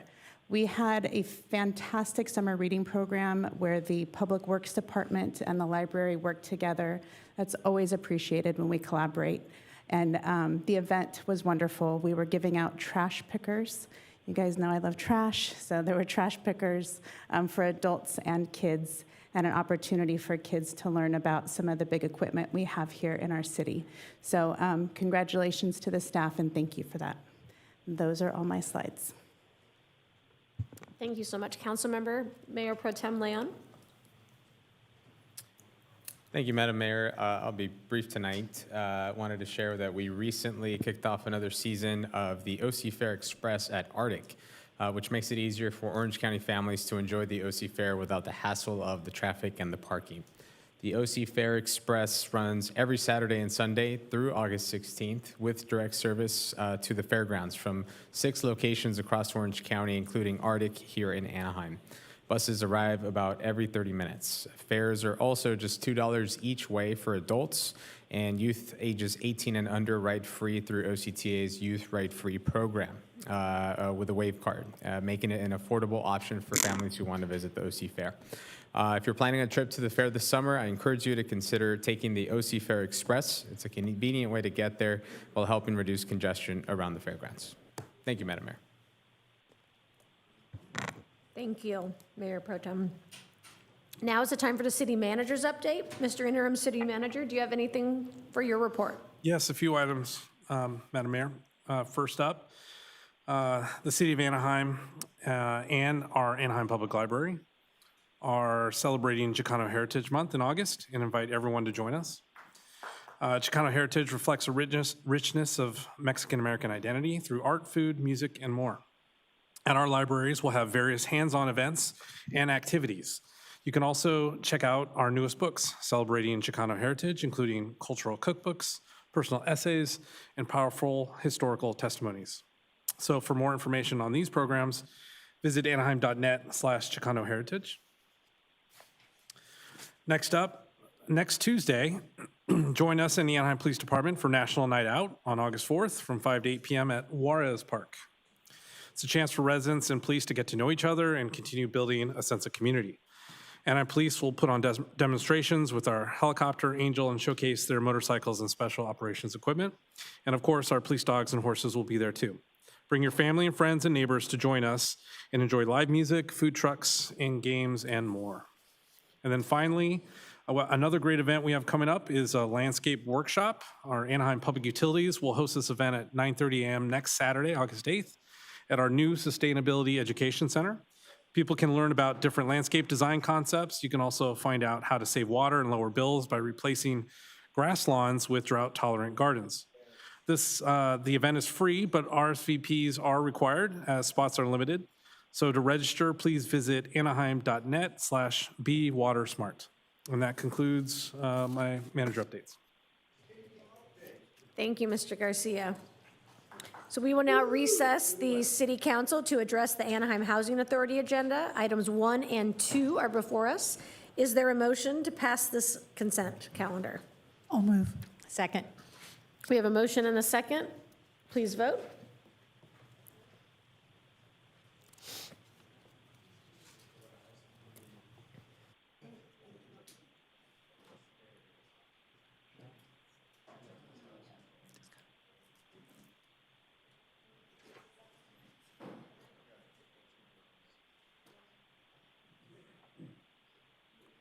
The vote is 6 ayes, no nays, with a recorded absence by Councilmember Rubalcaba. Thank you. So without objection, we are going to adjourn the Housing Authority and reconvene our city council to address the city council consent calendar. Consent calendar items 3 through 14 are before us. Are there any members of council who wish to remove an item for further discussion? I will start with Councilmember Meeks. Item 10, please. Thank you very much. Are there any other items that a council would wish to pull? If not, can I get a motion for the remainder of the calendar? Make a motion. We have a motion and a second by Mayor Pro Tem and Councilmember Bayless. Please vote.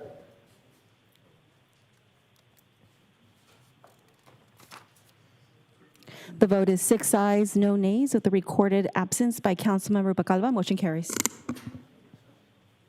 Thank you. So item number 10 was pulled by Councilmember Meeks. Would you like a staff report? No, I just have a question. Okay. I appreciate this. I support it. I think it's great when we have available parking to use it rather than have the parking spill over into neighborhoods. So I appreciate that. But I am concerned with people and families jaywalking across the street to get from the parking to the church. Can we require them to put up a sign or something on the library side that says, please use crosswalk with an arrow or something, just to encourage it? I know it's not against the law, but it's just really a bad idea. Yes, Councilmember, thank you so much for that question. We have similar concerns because they are a little staggered, and we definitely don't want folks jaywalking. I think a sign is a good idea. We've also talked to the church about having escorts or representatives on site to encourage folks to walk the couple blocks down to the crosswalk. Okay, and is that part of our agreement, the having people out there or a sign or something? I mean, It was didn't part of see our it in there. discussion with the church to make sure that that happens. We'll continue to monitor that. I don't believe it's a written term Didn't in look the like it. agreement. I didn't see it. But it definitely was something that we spoke about. Okay, and you feel good about that? I mean, should we have at least a letter or something documenting it? Because people change hands. I mean, you know, people Yes, come and we go. can definitely follow up in writing with the church requesting that. Okay, thank you. That was it. I'll move the approval of the item. In a second, please vote.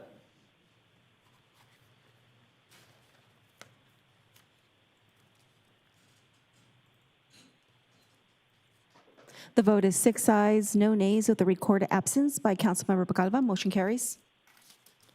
Thank you so much. Item 15 is a resolution ordering the submission of a ballot measure on the November general municipal election. Mr. City Manager, could we please have a staff report? Yes, thank you. And I'll give my team some time to get settled.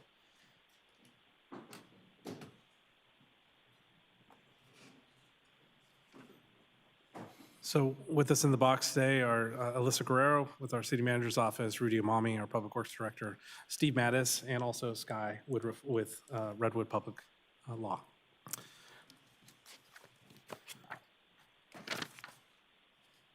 Mayor and Council, this item before you tonight, just to let you know, this is a result of some work we did earlier at the end of last year. And you may recall on December 9th, we held a strategic plan workshop to discuss options for new funding sources to increase city revenues and to maintain and enhance services. This is all part of one of the goals in the strategic plan that was approved. During that time, we had a very robust discussion about all other types of revenue options that could be available to the city in the future. And we discussed various options from sales tax measures, utility user fees, TOT increases, admission taxes, parking taxes, billboards, developer impact fees. We had a good discussion about all options available. As part of that discussion, Council did identify the Transportation Network Company, or TNC tax, as a viable option that should be explored further and prepared for more information for Council to consider. And so here we are today with the follow-up of that. Staff has done our due diligence. We've studied the issue a bit, and also we've prepared some information. Should Council wish to move forward with this item, we can certainly do so. And so that is where we are today. So moving on to the consideration items before you tonight, if Council chooses to move forward, there are a few items before you. One of them is to submit a general tax measure establishing a 10% tax on rideshare trips within designated non-residential use areas of the Anaheim Resort and portions of the Platinum Triangle. Of course, part of this is to establish the deadlines for filing the arguments and rebuttal arguments. If desired by the council, to designate up to 3 council members and 2 others to prepare and sign an argument in support of the tax measure, and also, if needed, a rebuttal. And then direct the city attorney to prepare an impartial analysis of the measure to the Elections Code. So before you on the screen is the ballot measure question that our team had come up with if this were to be considered by council. I could read through it, but it's here on the screen. To maintain city services, including police, fire, 9/11 response, safe, clean public parks, address homelessness, repair streets, improve public transit traffic congestion, other general services, shall a measure levying 10%, $2 average, on rideshare driverless vehicle company trips, starting or ending only in non-residential locations within the Anaheim Resort, the Transit District, Arena District, Stadium District, part of Catella District within the Platinum Triangle, generating approximately $3.6 million annually until ended by voters, requiring audits, spending disclosure, funds benefiting Anaheim residents be adopted. So that is the proposed measure if we were to consider this tax. Moving on, when we were discussing this tax in front of council and the possibility of such a tax, part of the charge was to minimize the impact on Anaheim residents. And so as part of the exploration process, we wanted to limit this to the resort and also to the Platinum Triangle. And so this shows the Anaheim Resort area, and specifically just shows some of the areas excluded within the Anaheim Resort area because there is some residential zoned in this area. Moving on to the Platinum Triangle, a large part of the Platinum Triangle is reserved for residential, and therefore you can see a lot of that was excluded. And so really it just includes the Arena District, the Catella District, the Stadium District, and the Transit District, which is Arctic. And so as you can see in the maps, when looking at this and exploring this, we really tried to limit the impact to residents. And so we really tried to limit the area. And so as you know, our city is 50 square miles, but this impacted areas covers roughly 2 square miles. And so we believe that was the charge, and as we put this together, we felt that this was the best way to move forward. So with regard to projected revenues, with the help of our outside counsel, we worked to try and figure out what the impact could be for a measure like this. You know, it's kind of difficult because this data isn't readily available, so we employed the use of a firm, and a transit planning firm, to try and estimate the number of rides to and from the Anaheim Resort and also the Platinum Triangle. And so you see here, it's about 1.5 million rides to and from the resort, and 240,000 rides to and from the Platinum Triangle. Again, very tough to really pinpoint that, but we felt that using this firm and their methodology, this was the closest we could get. And then from there, you can estimate the revenues to about $3.6 million annually at the 10% tax rate. So we wanted to provide council, as we were exploring this, as council directed us to explore this further, we started looking around at what other communities and similar municipalities have done. In California alone, we're aware of the San Francisco program, and also Berkeley program that were done by ballot measure. Both of those programs are citywide measures, and so there's no carving out of non-residential areas. And also when you look at the various out-of-state programs that exist in which cities put an assessment on these types of TNCs, Baltimore, Chicago, New Orleans, New York City, Philadelphia, Portland, Seattle, and Washington.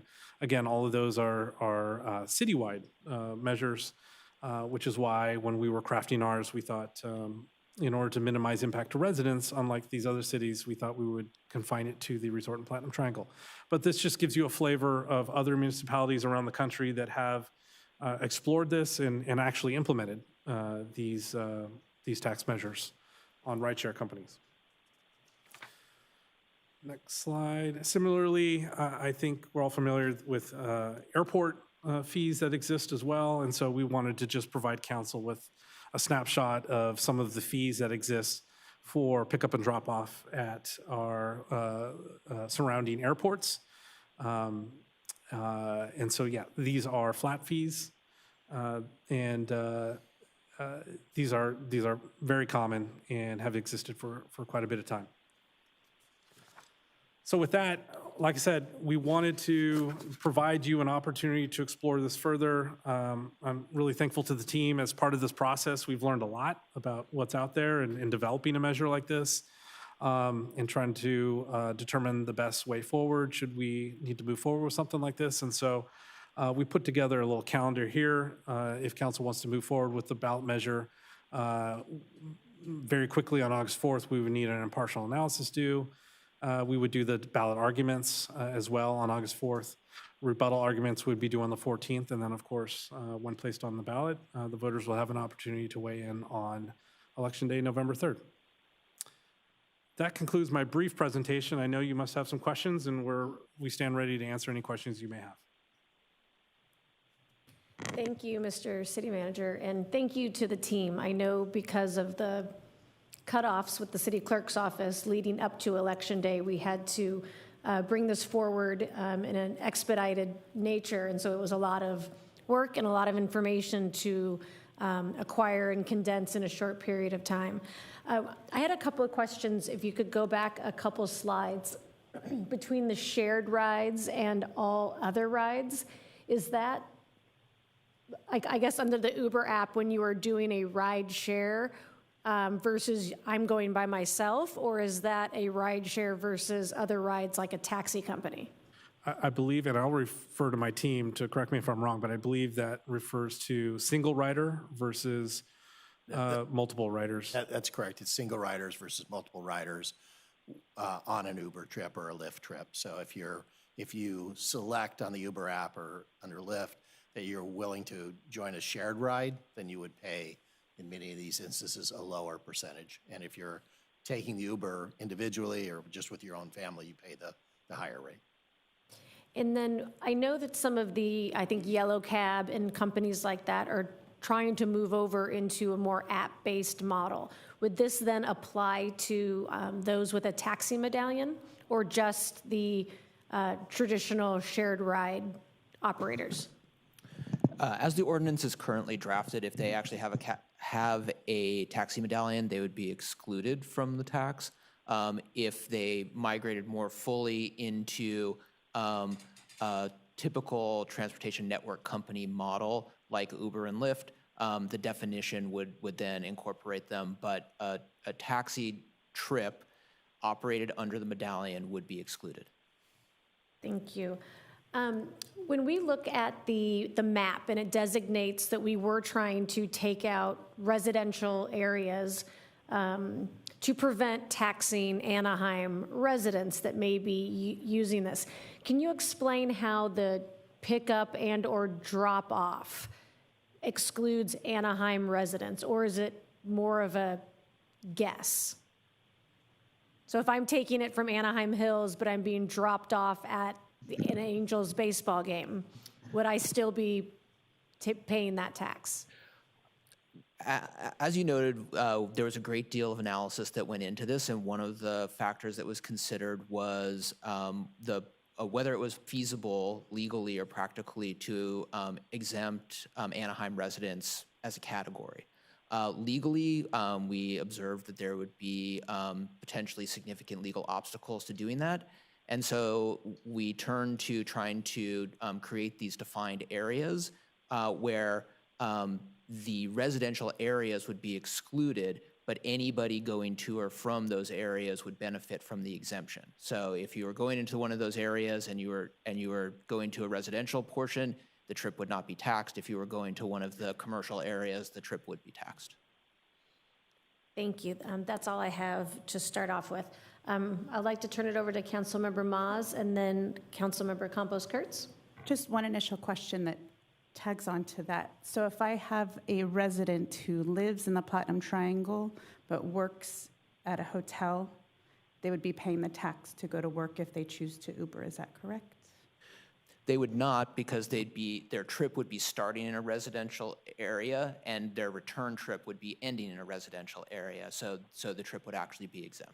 So But if they went to straight work, if they're work, if it starts in the resident, the tax excludes trips that start in a residential area or end in a residential area. So if they were commuting from one of the residential areas to a hotel, the trip would not be taxed. And then if they return from work straight home, the trip would not be taxed. okay. And if a resident wants to go enjoy a concert and take an Uber, they would not be taxed if they pick up the Uber from home. Residents in the designated areas would be. Anywhere else in the city, if they were going to a concert, the trip would be taxed. Okay, thank you. I'm sorry, can you say that one more time? I got confused. I will do my best. So looking at this map, a whole bunch of residential areas are hash marked. If somebody lives in one of those areas that's hash marked and they go to a concert, they go straight from home to the concert, the trip would not be taxed. If you live in a residential area anywhere else in the city, or if we turn to the resort area and the small residential area that's designated there, that would also be excluded. But anywhere else in the city, if you live in a residential area and you go to a concert, the trip will be taxed. Will be taxed. Will be taxed. Okay, thank you.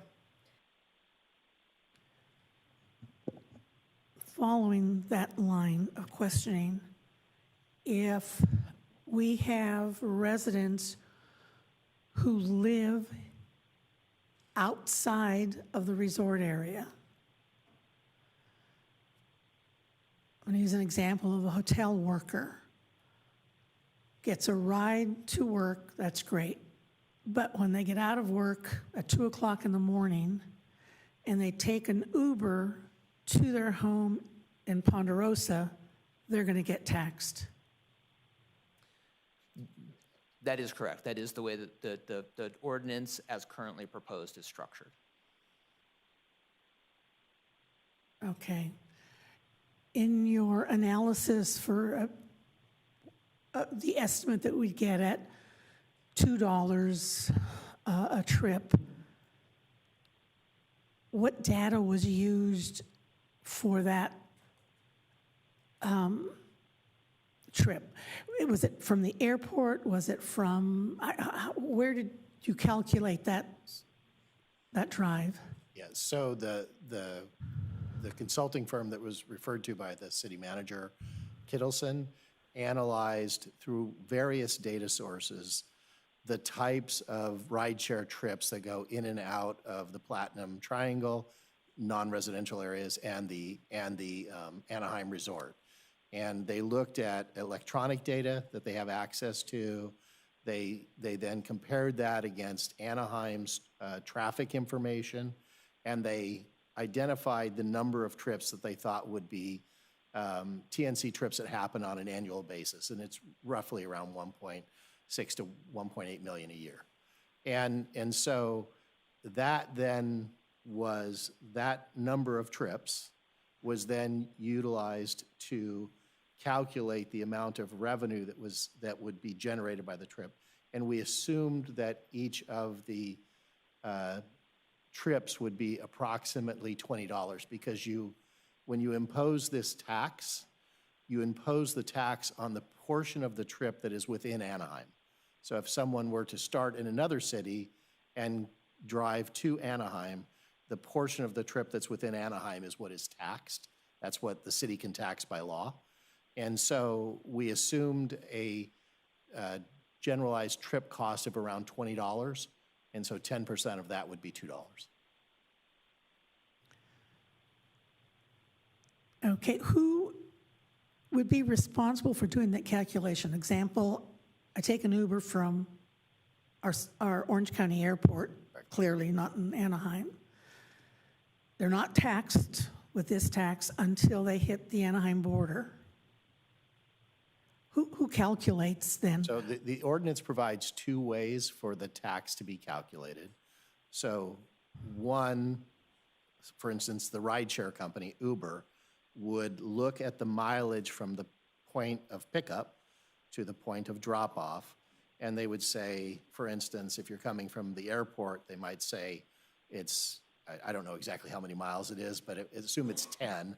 They would say 6 miles of that is outside of Anaheim, 4 miles of that is inside. So the TNC company, the rideshare company, would just calculate that based on the maps. They know exactly where the cars have gone. The alternative to that, and that the TNCs can opt to, is it's just half of the trip. So half of whatever the total trip amount is. And the TNCs can report it. They have to be consistent in the way they report it, but they can report it either way. Okay.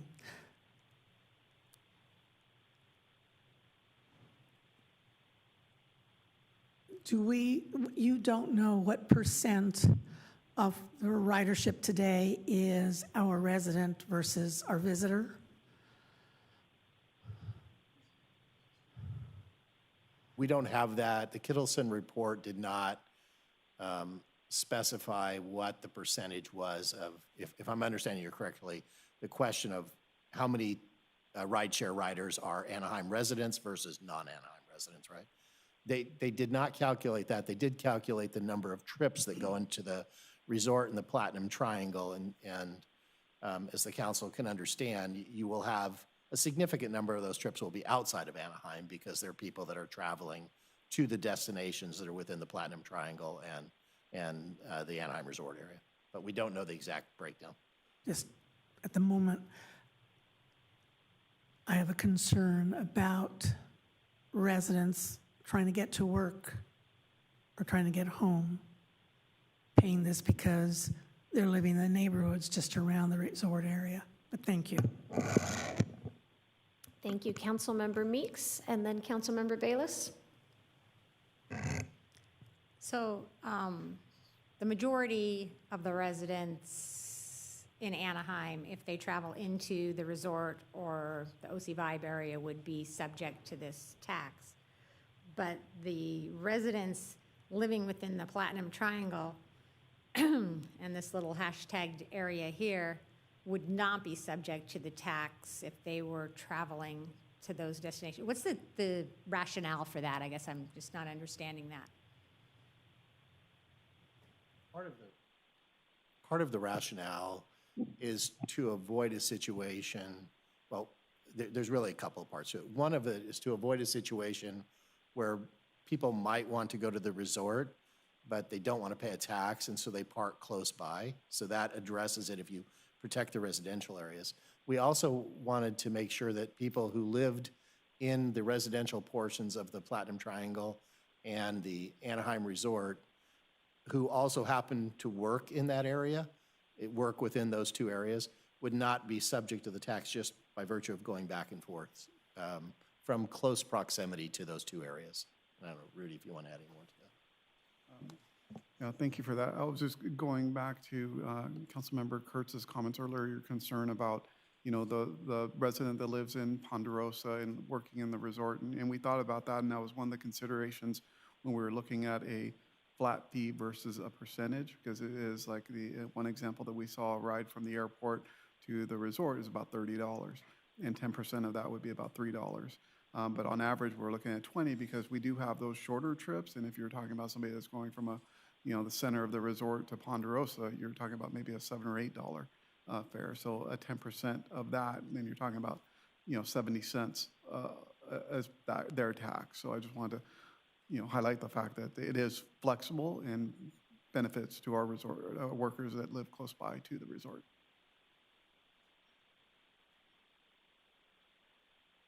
And can you add anything to the justification of, I mean, I don't understand why the people in the Platinum Triangle don't have to pay this tax if the people in Ponderosa, who are basically right next to it, also would have to pay it.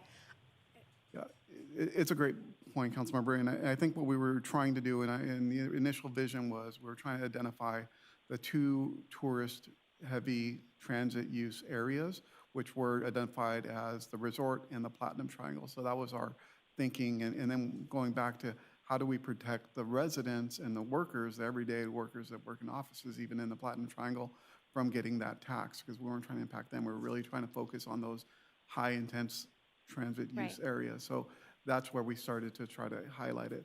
But that is a great question. I mean, if we would have instead identified the entire city and just hatched in the opposite direction the areas we want to tax, I don't know if that gets us into the Commerce Clause issues that we had when trying to use resident zip codes to avoid the tax. But maybe, Sky, if you can expand on that.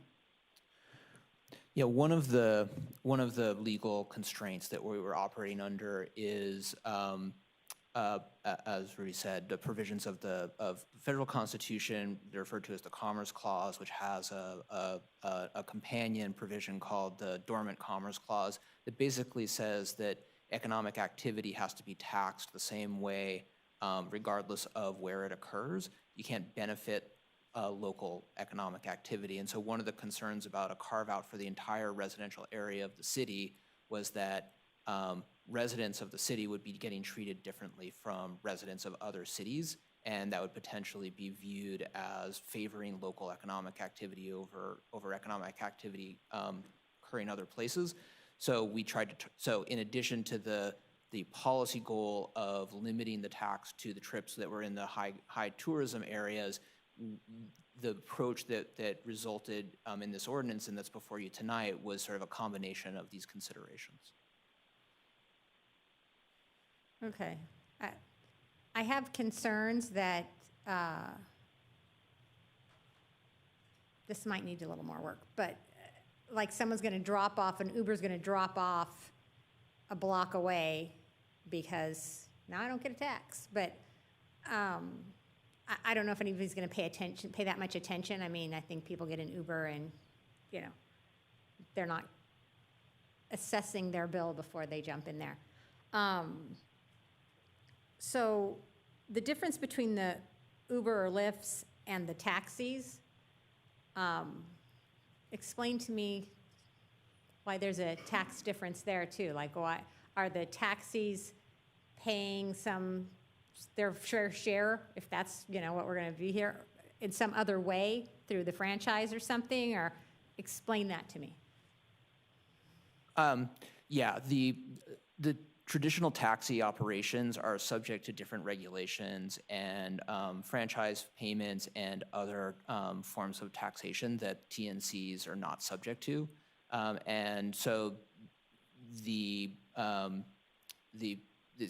reason that the cities in California and the other cities that around the country that have considered this type of tax have excluded taxis is because of the different regulatory and tax environment in which taxis operate that TNCs have not been subject to because of the way that those operations have been defined.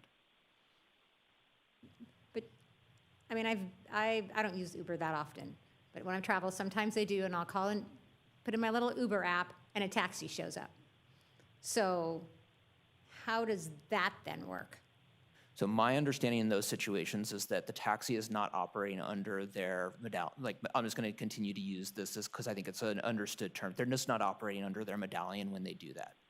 If they're responding based on the app, they've kind of taken off their taxi driver hat, they've put on their Uber driver hat, and they're operating as a TNC driver rather than as a taxi driver. Okay. And so the reason then that the the tax tax is then collected in that is that they're operating outside of the regulatory and tax environment that applies to taxi operators. Okay. And I mean, unfortunately, yeah, we are kind of up against a timeline right now. And so some of this, I wish we had more time to assess. I don't think our study, did I see anything in there about, did we study if this would actually impact Uber ridership or our visitors or any unintended consequences?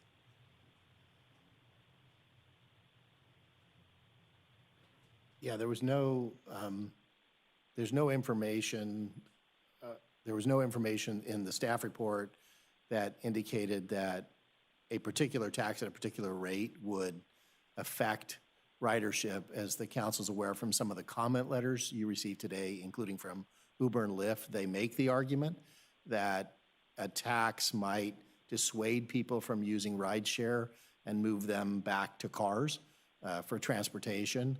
And they cite to one study which references that an increase of 10% does cause a mode shift, causes people to think about going from rideshare to another. But as for all of us who have used Uber and Lyft, when you're making the decision, you see the total price that you're going to pay. You don't see it broken down into its component parts. On the receipt, you see it broken down afterwards, but when you're actually selecting which car you want to use, you just see the price.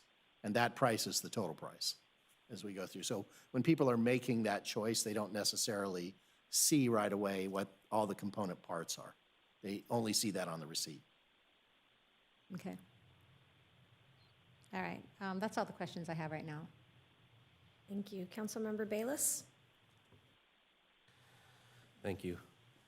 I think I'm going to just ask a clarification on two questions that were already asked.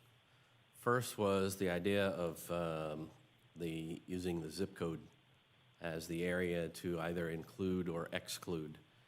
And I apologize, I didn't get the whole answer I was looking for, but can you maybe explain one more time why you choose to explicitly gray out this area as opposed to the zip code as a whole? I'll start the question and then hand it over for the legal reason why. That was our initial intent. We know that when you sign up for any one of the app-based transportation services, you have to submit your credit card, your name, and your zip code.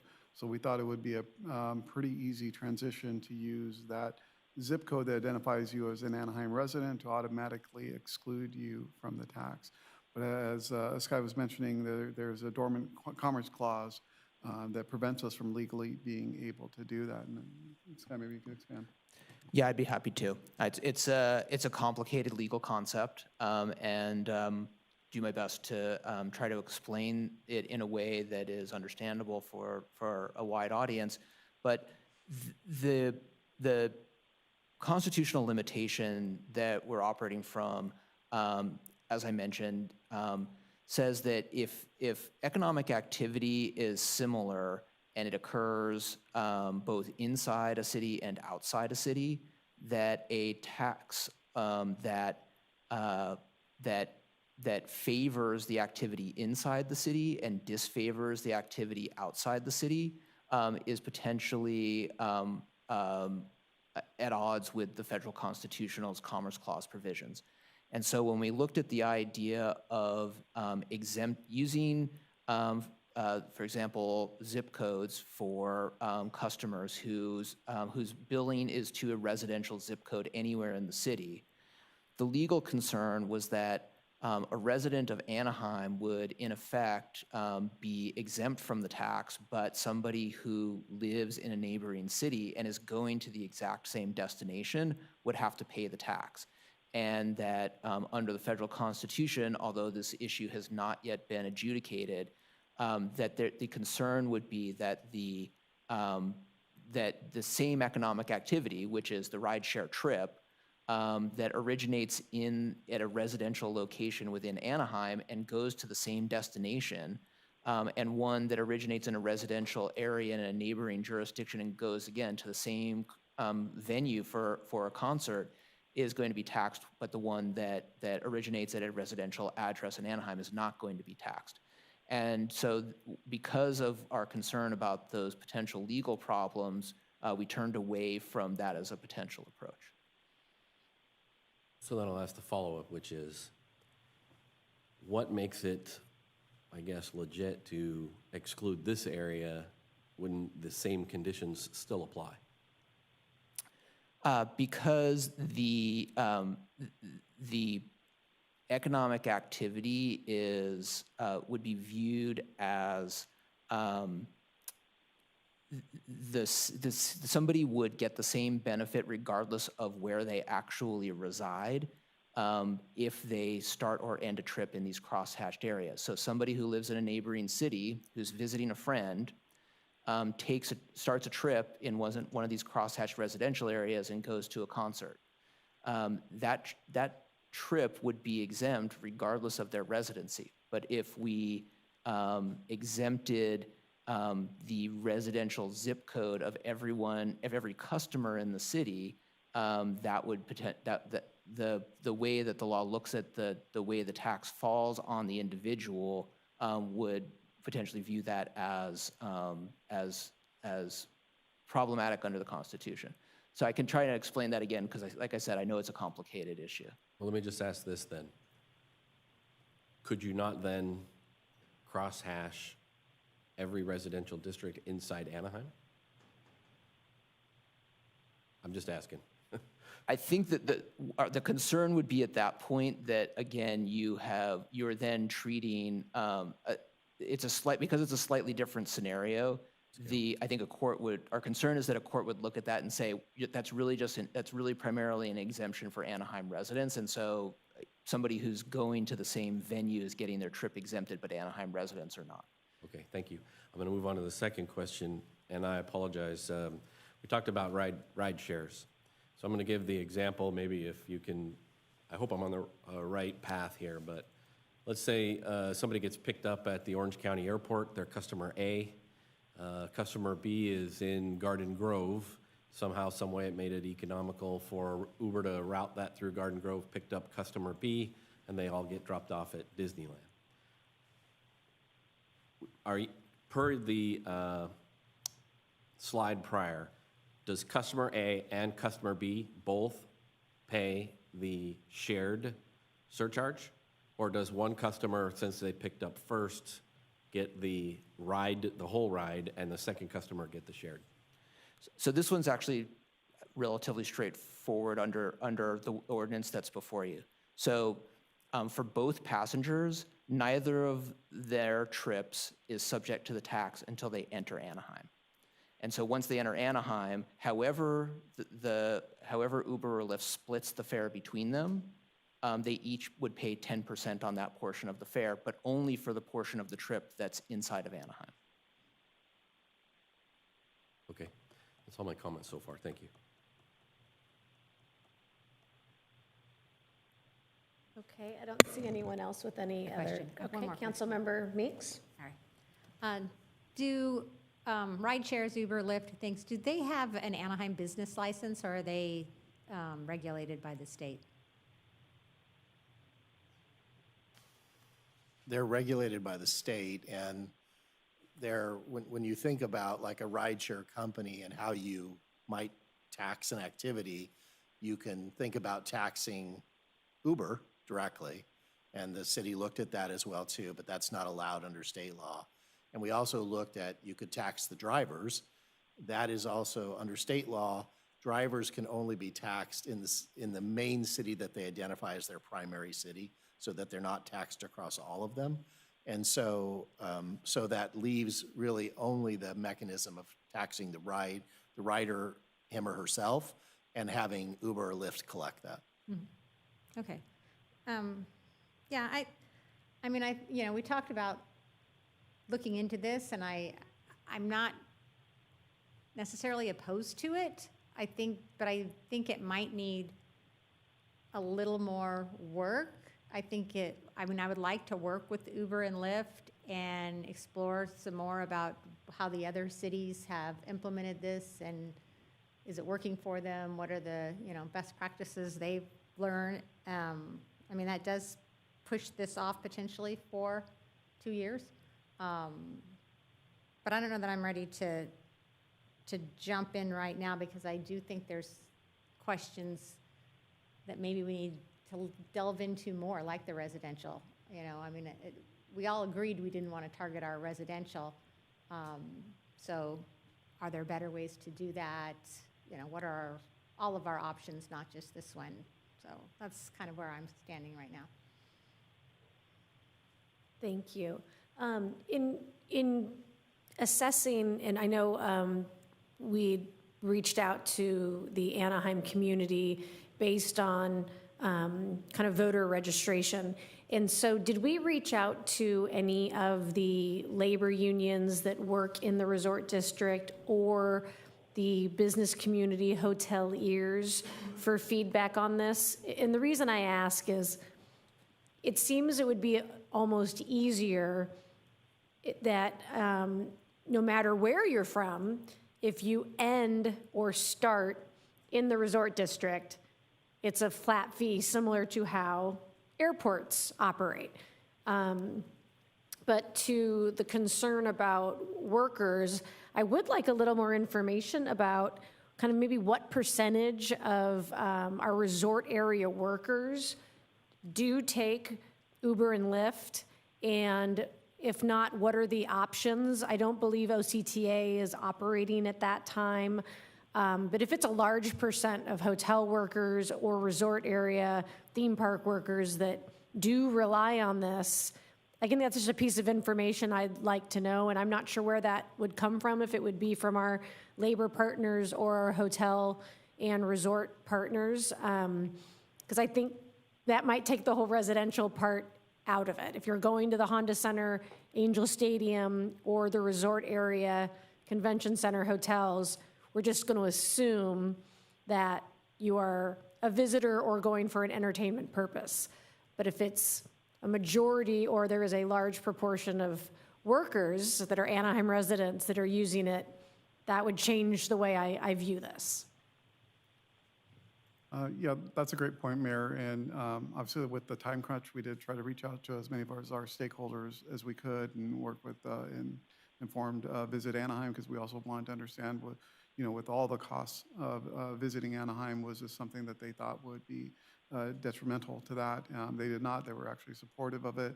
But obviously there's endless amount of outreach that we could do, and you bring up a good point. I think there's a couple of ways we could try to get that information. One is through direct surveys of our workers, but also many of the large employers in California with over 250 employees are also required to do a lot of reporting on ride modes for their employees getting to work. So that's another way we can sample or verify information from surveys as well. So if we were looking to even delay this option, that would give us more time to get more information of that sort.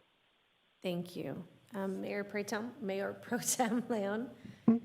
Thank you, Madam Mayor. And I do want to thank staff for their work on this. I know it's taken a long time, and it's one of the things that we had a conversation up here about exploring all of our options, especially as we move into the next few years.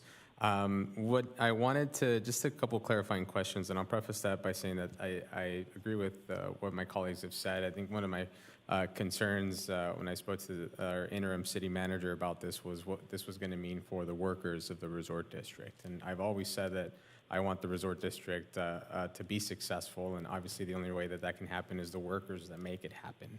And so I do share that concern with some of my colleagues.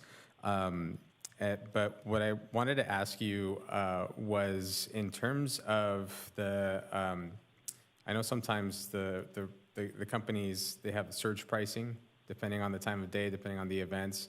Would this tax have been 10% on the basic fare of a ride, or would it have been on top of, or would it be on top of the surge pricing? It's on top of the fare, excluding any, it specifically excludes tips. So if someone uses Uber and they tip the driver, the tax is not on the tip. Got it. Okay. Thank you. And then did we, I think a lot of the questions were asked. I don't want to repeat them, but I do want to echo my colleague and say that I am concerned about this negatively affecting our residents who are workers in the resort district. I think for someone that's visiting, a $2 charge on average isn't going to make or break, isn't going to make them decide whether or not to take a ride share. That's my personal opinion.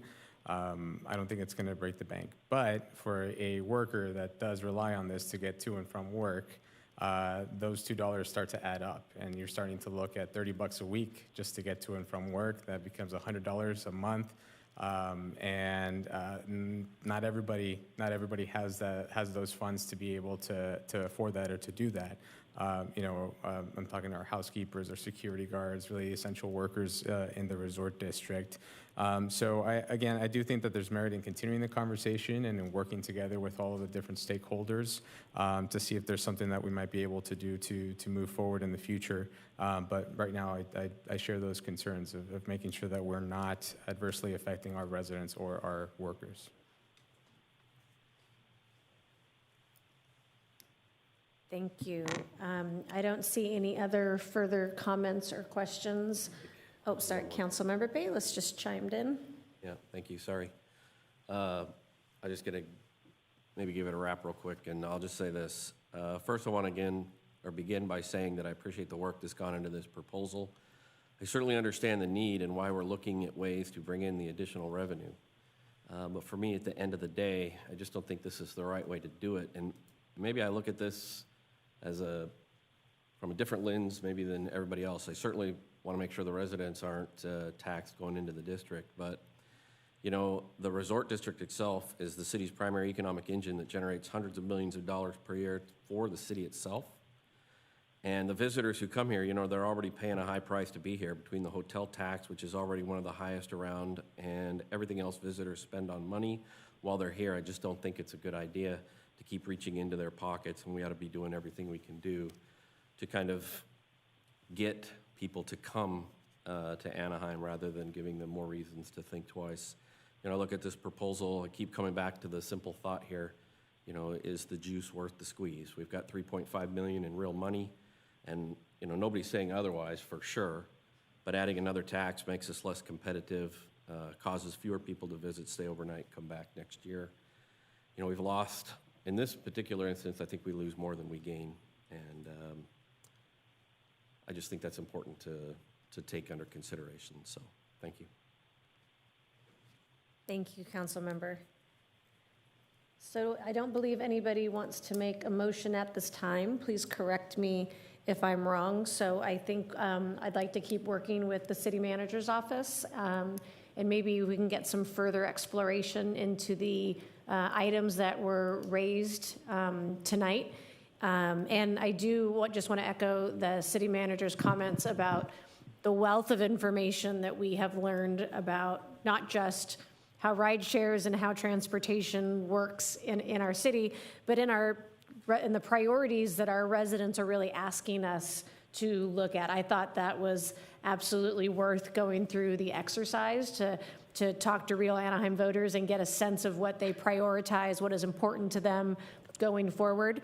But I think there's a couple of just, items we would like to further explore. And so maybe over the next year, 18 months, we can look into it when we're not backs against a wall to get something on the ballot in November. Yeah, thank you. Thank you for the comment. And I agree. We've learned a lot. A lot of good information has come out of this. And so great feedback from council. And so if we want to continue to explore this in the future, I think we know the direction we need to go in and some of the studies and things that we need to look at. And so I do want to also, again, thank the team. Rudy Amami and his whole team has put a lot of time into this, and I want to thank him for all of that hard work, and also our friends at Redwood, Alyssa, and also Rob and his team, specifically Leone and Bryn in his office have been fantastic. And so thank you for the feedback, and we'll move forward. Thank you. And I haven't thought about the dormant commerce clause in a really long time, so thanks for raising it. So item number 16 is a public hearing. Clerk, could you please read? Thank you, Mayor. Item 16 is a public hearing on the development application number 2026-00022 related to the general plan amendment to the land use element, adjustment number 17 to the festival specific plan number 990-1, adjustment number 5 to the mountain park specific plan number 90-4, adjustment number 17 to the Anaheim Canyon specific plan number 2015-1, adjustment number 12 to the Beach Boulevard specific plan number 2017-1, and this is amendments to Title 18 of the Anaheim Municipal Code related to the sixth cycle housing element implementation. Mr. City Manager, could we please have a staff report? Report will be given by Heather Allen in our planning department.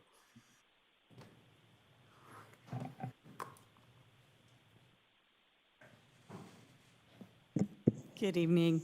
Thank you, Mayor. Heather Allen, Director of the Planning and Building Department. Joining me this evening is Christine Nguyen, Senior Planner, Joanne Huang, Deputy Director of Planning Services, and Leonie Malvahill, Assistant City Attorney. So the item before you this evening includes a series of housing element implementation actions involving zoning code and specific plan amendments, which is required to fulfill commitments already made in the city's certified sixth cycle housing element. The item also includes an amendment to the general plan land use element. The housing element was adopted by the City Council in 2025 and subsequently found compliance by the California Department of Housing and Community Development, or HCD, to be in substantial compliance with state housing element law.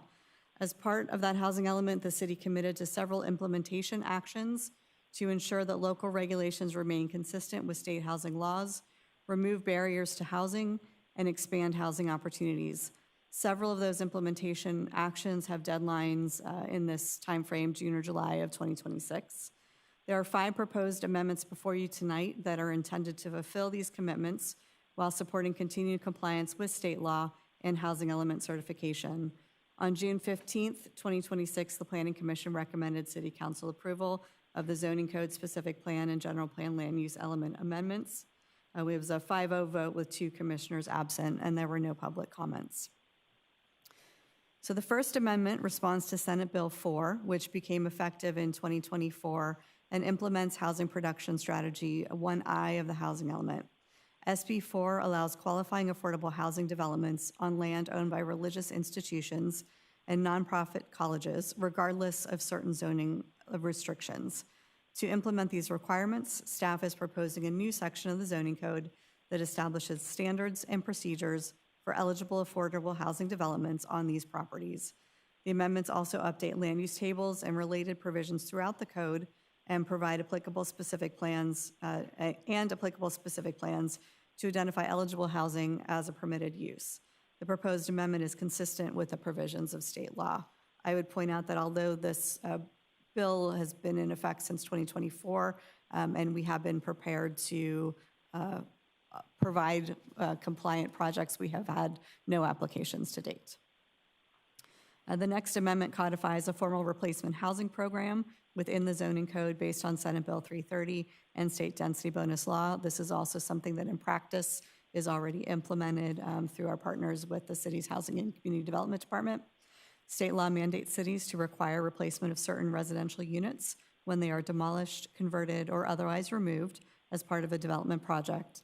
These requirements generally apply to units that are occupied by lower income households, subject to affordability restrictions, or have been removed from the housing market within the previous 5 years, regardless of affordability level.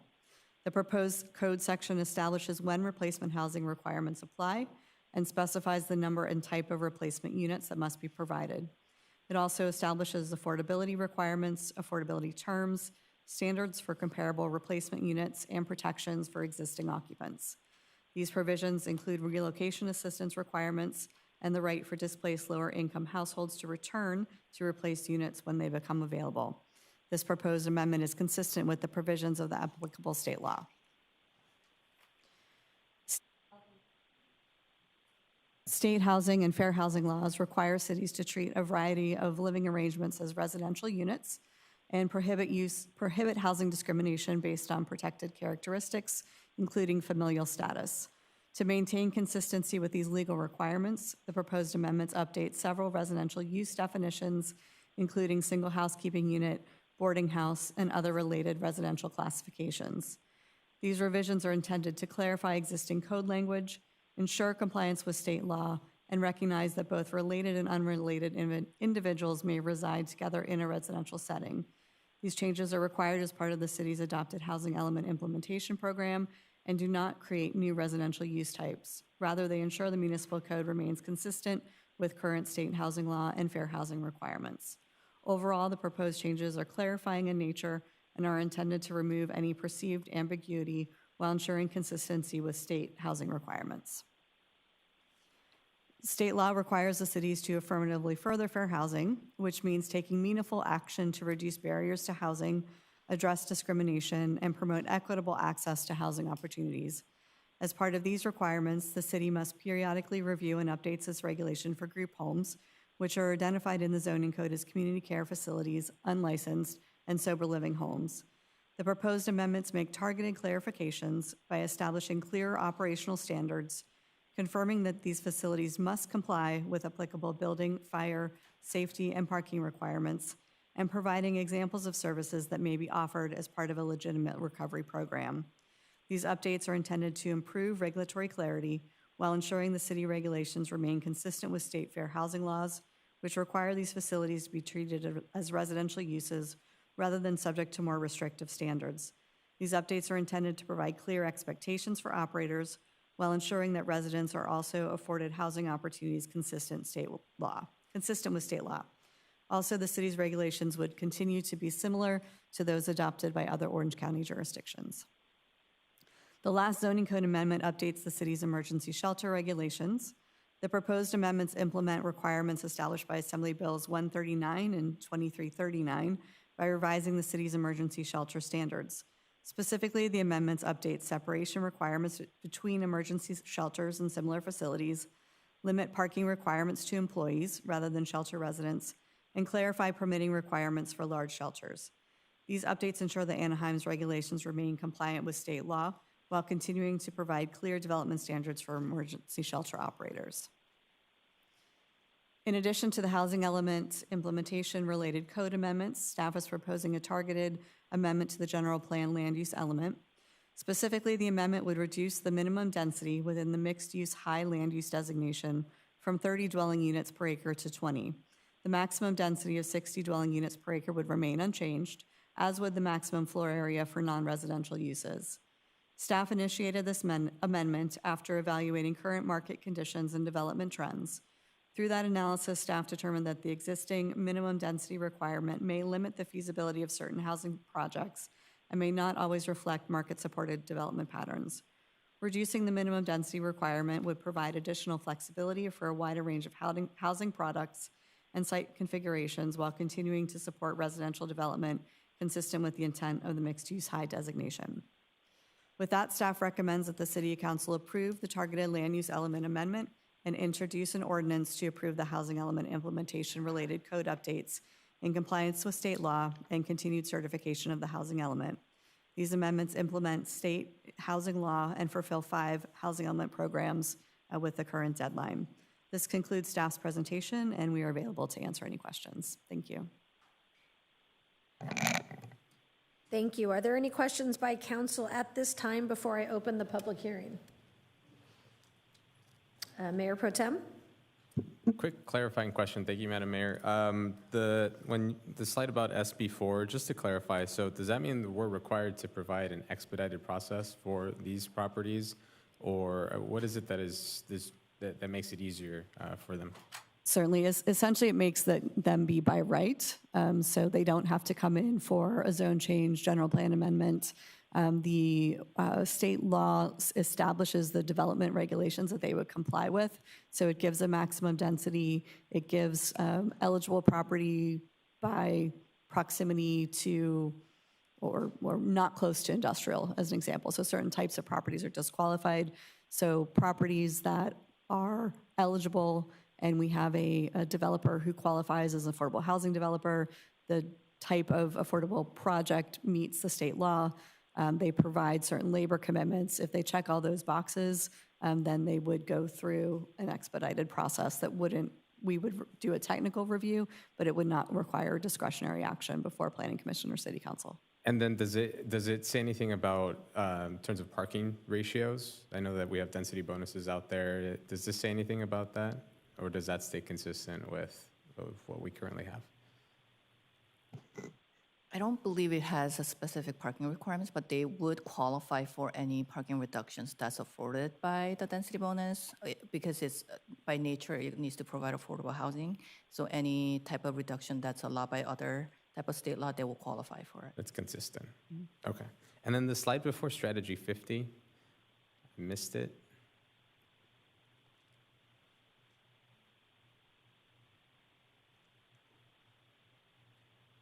The one before this one. This one.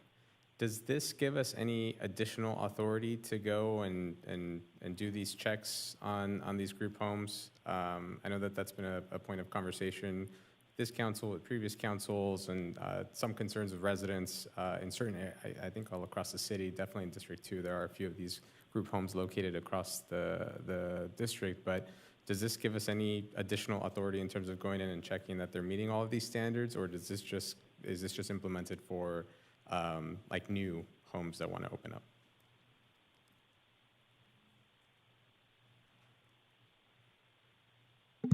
I'll start, but I certainly do rely on the planning folks too. They know the details of the ordinance. Our goal in bringing these changes was to get our program implemented as we wanted to do in compliance with the housing element law. We had existing regulations for both particular types of uses, such as sober living and community facilities that are unlicensed. This does not change those regulations, but it certainly does address some issues that have been identified as being potentially problematic.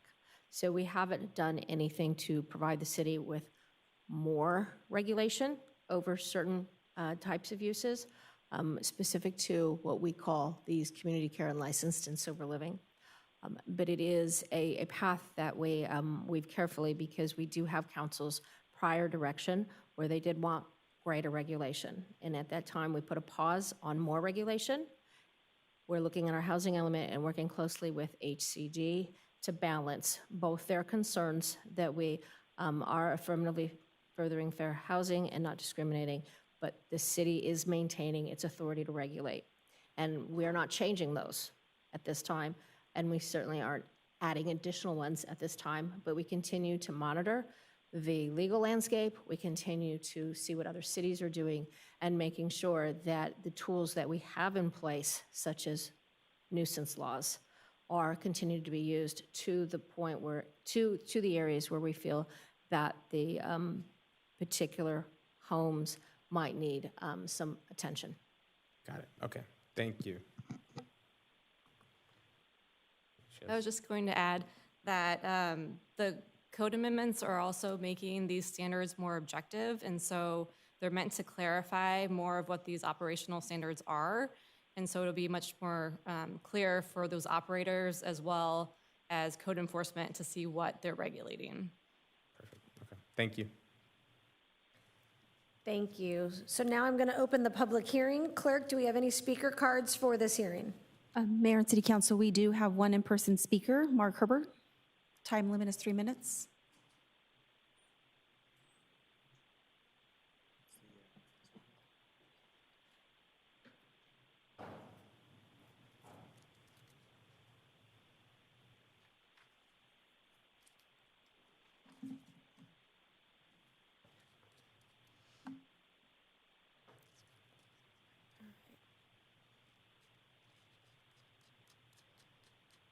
clock started. Okay. We can restart it. Mark Herbert, AnaheimGrease.com. Housekeeping questions first. I feel the public is part of continuing Anaheim's policy on discouraging public engagement. We don't get an opportunity to have our questions answered during this process like the council does. There's been no workshops preceding this. So I'm going to be asking questions because I don't have all the information. A little late in the process. Housing element. I'm concerned about the data in the housing element. Specifically, there was no mention during the housing element or during these additions reacting to the housing element about the falsification of data that came up during the Deer Park proposals.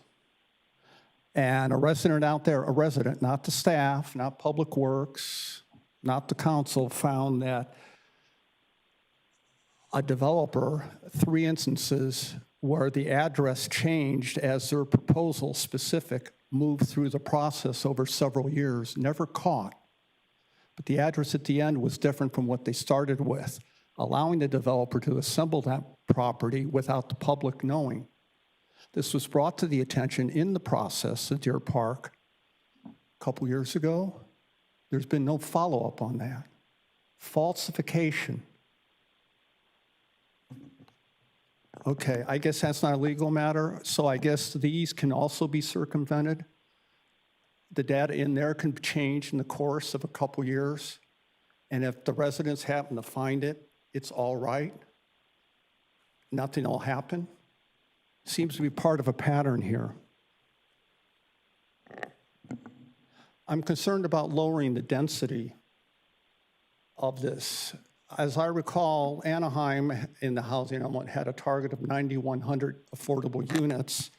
I believe at last count in the midpoint of the element, they've completed about 350. I don't see how lowering the density will increase the possibilities for more affordable units. Seems like you're responding to certain interest in the process, but not the residents. It's taken us, as I mentioned earlier, over 4 months to try to get health and safety questions addressed through the council, mayor, and various agencies, and we failed. I would presume this is a lower priority in terms of Mr. treating Herbert, your time is up. residents' questions. We have one more speaker, Andrew Wigner.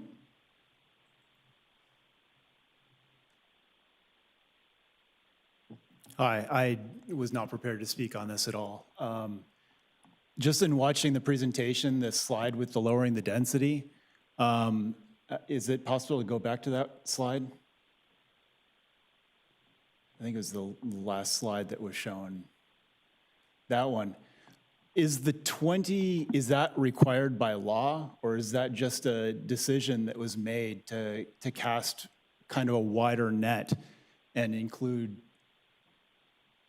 more in this? I'm not prepared, I mean, I was kind of taken by surprise by this.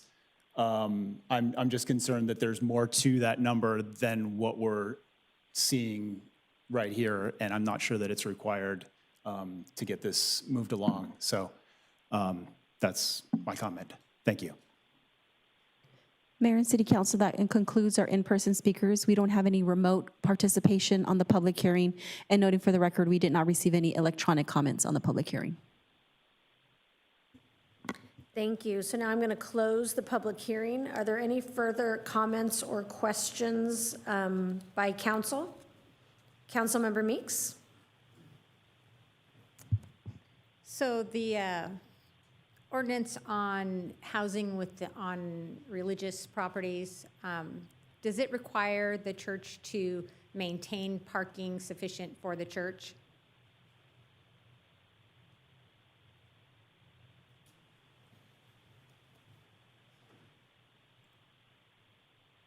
Yes, all the parking standards will remain the same. Thank you. And then the replacement housing. I mean, there are some rental housing in Anaheim that probably has passed its, lifespan and needs to be replaced. So does this make it harder to do that? I mean, are we putting a roadblock in the way of owners that may own some of these units that need to be upgraded, rebuilt, and now they have these additional regulations? Certainly. So I would actually ask Director Stepter to come and talk about this. So this, as I mentioned, is also an existing state law that we're now bringing into our code. So we've been working with this on multiple applications. So they can talk about the process and what that entails. Okay, thank you, Grace.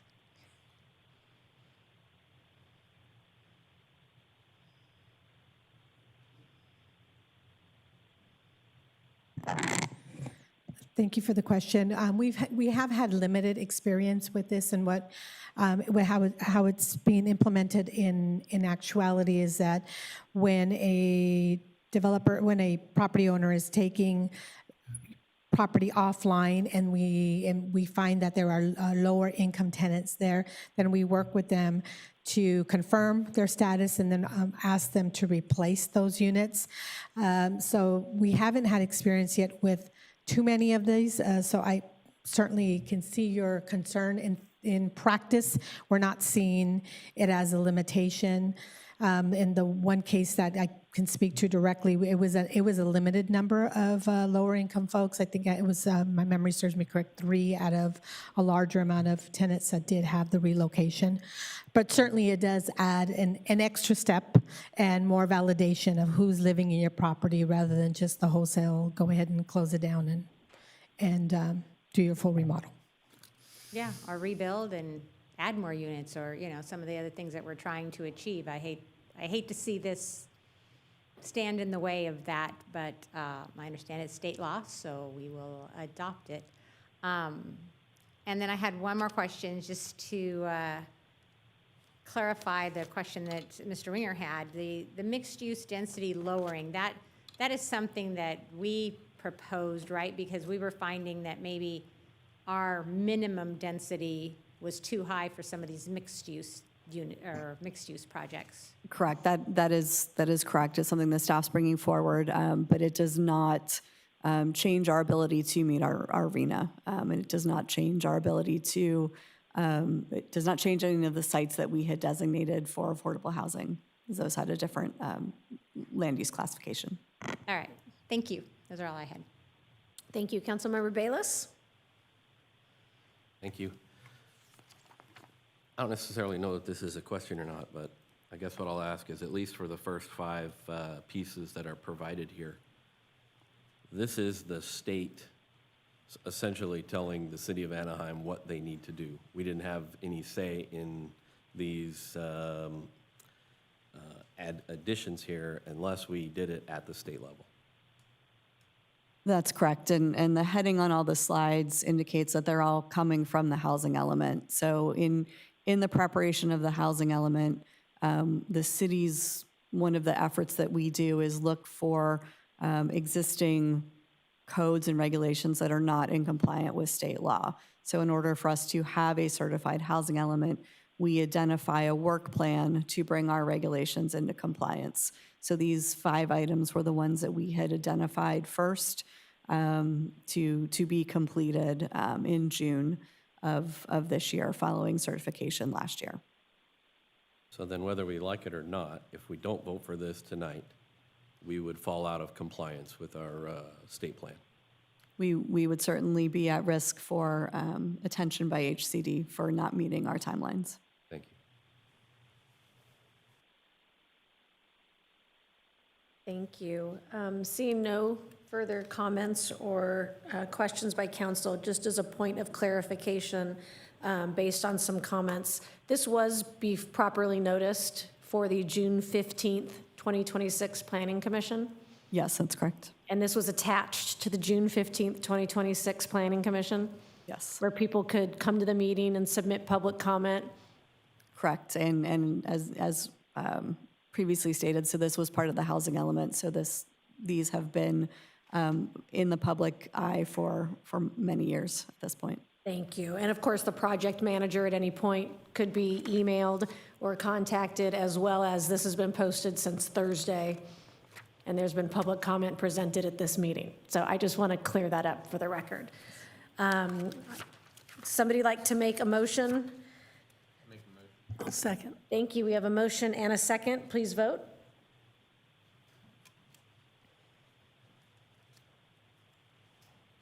The vote is 6 ayes, no nays, with a recorded absence by Councilmember Rubalcaba. Motion carries.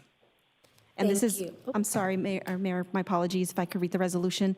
A resolution, the City Council of the City of Anaheim amending the General Plan Land Use Amendment, and this also includes determination that the project is exempt from CEQA to prepare additional environmental documentation pursuant to guidelines section 15061B3. Thank you. So we're going to now move on for future agenda requests by council members. Do any council members have items that they would like put on a future agenda?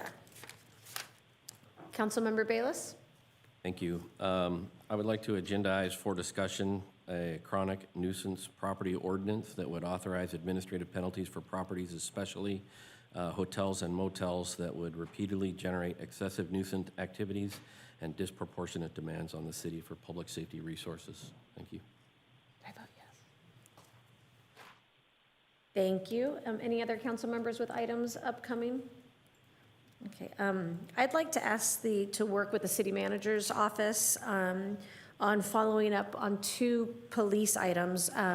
One, I know that our chief of police inherited the report on overtime that was requested last year.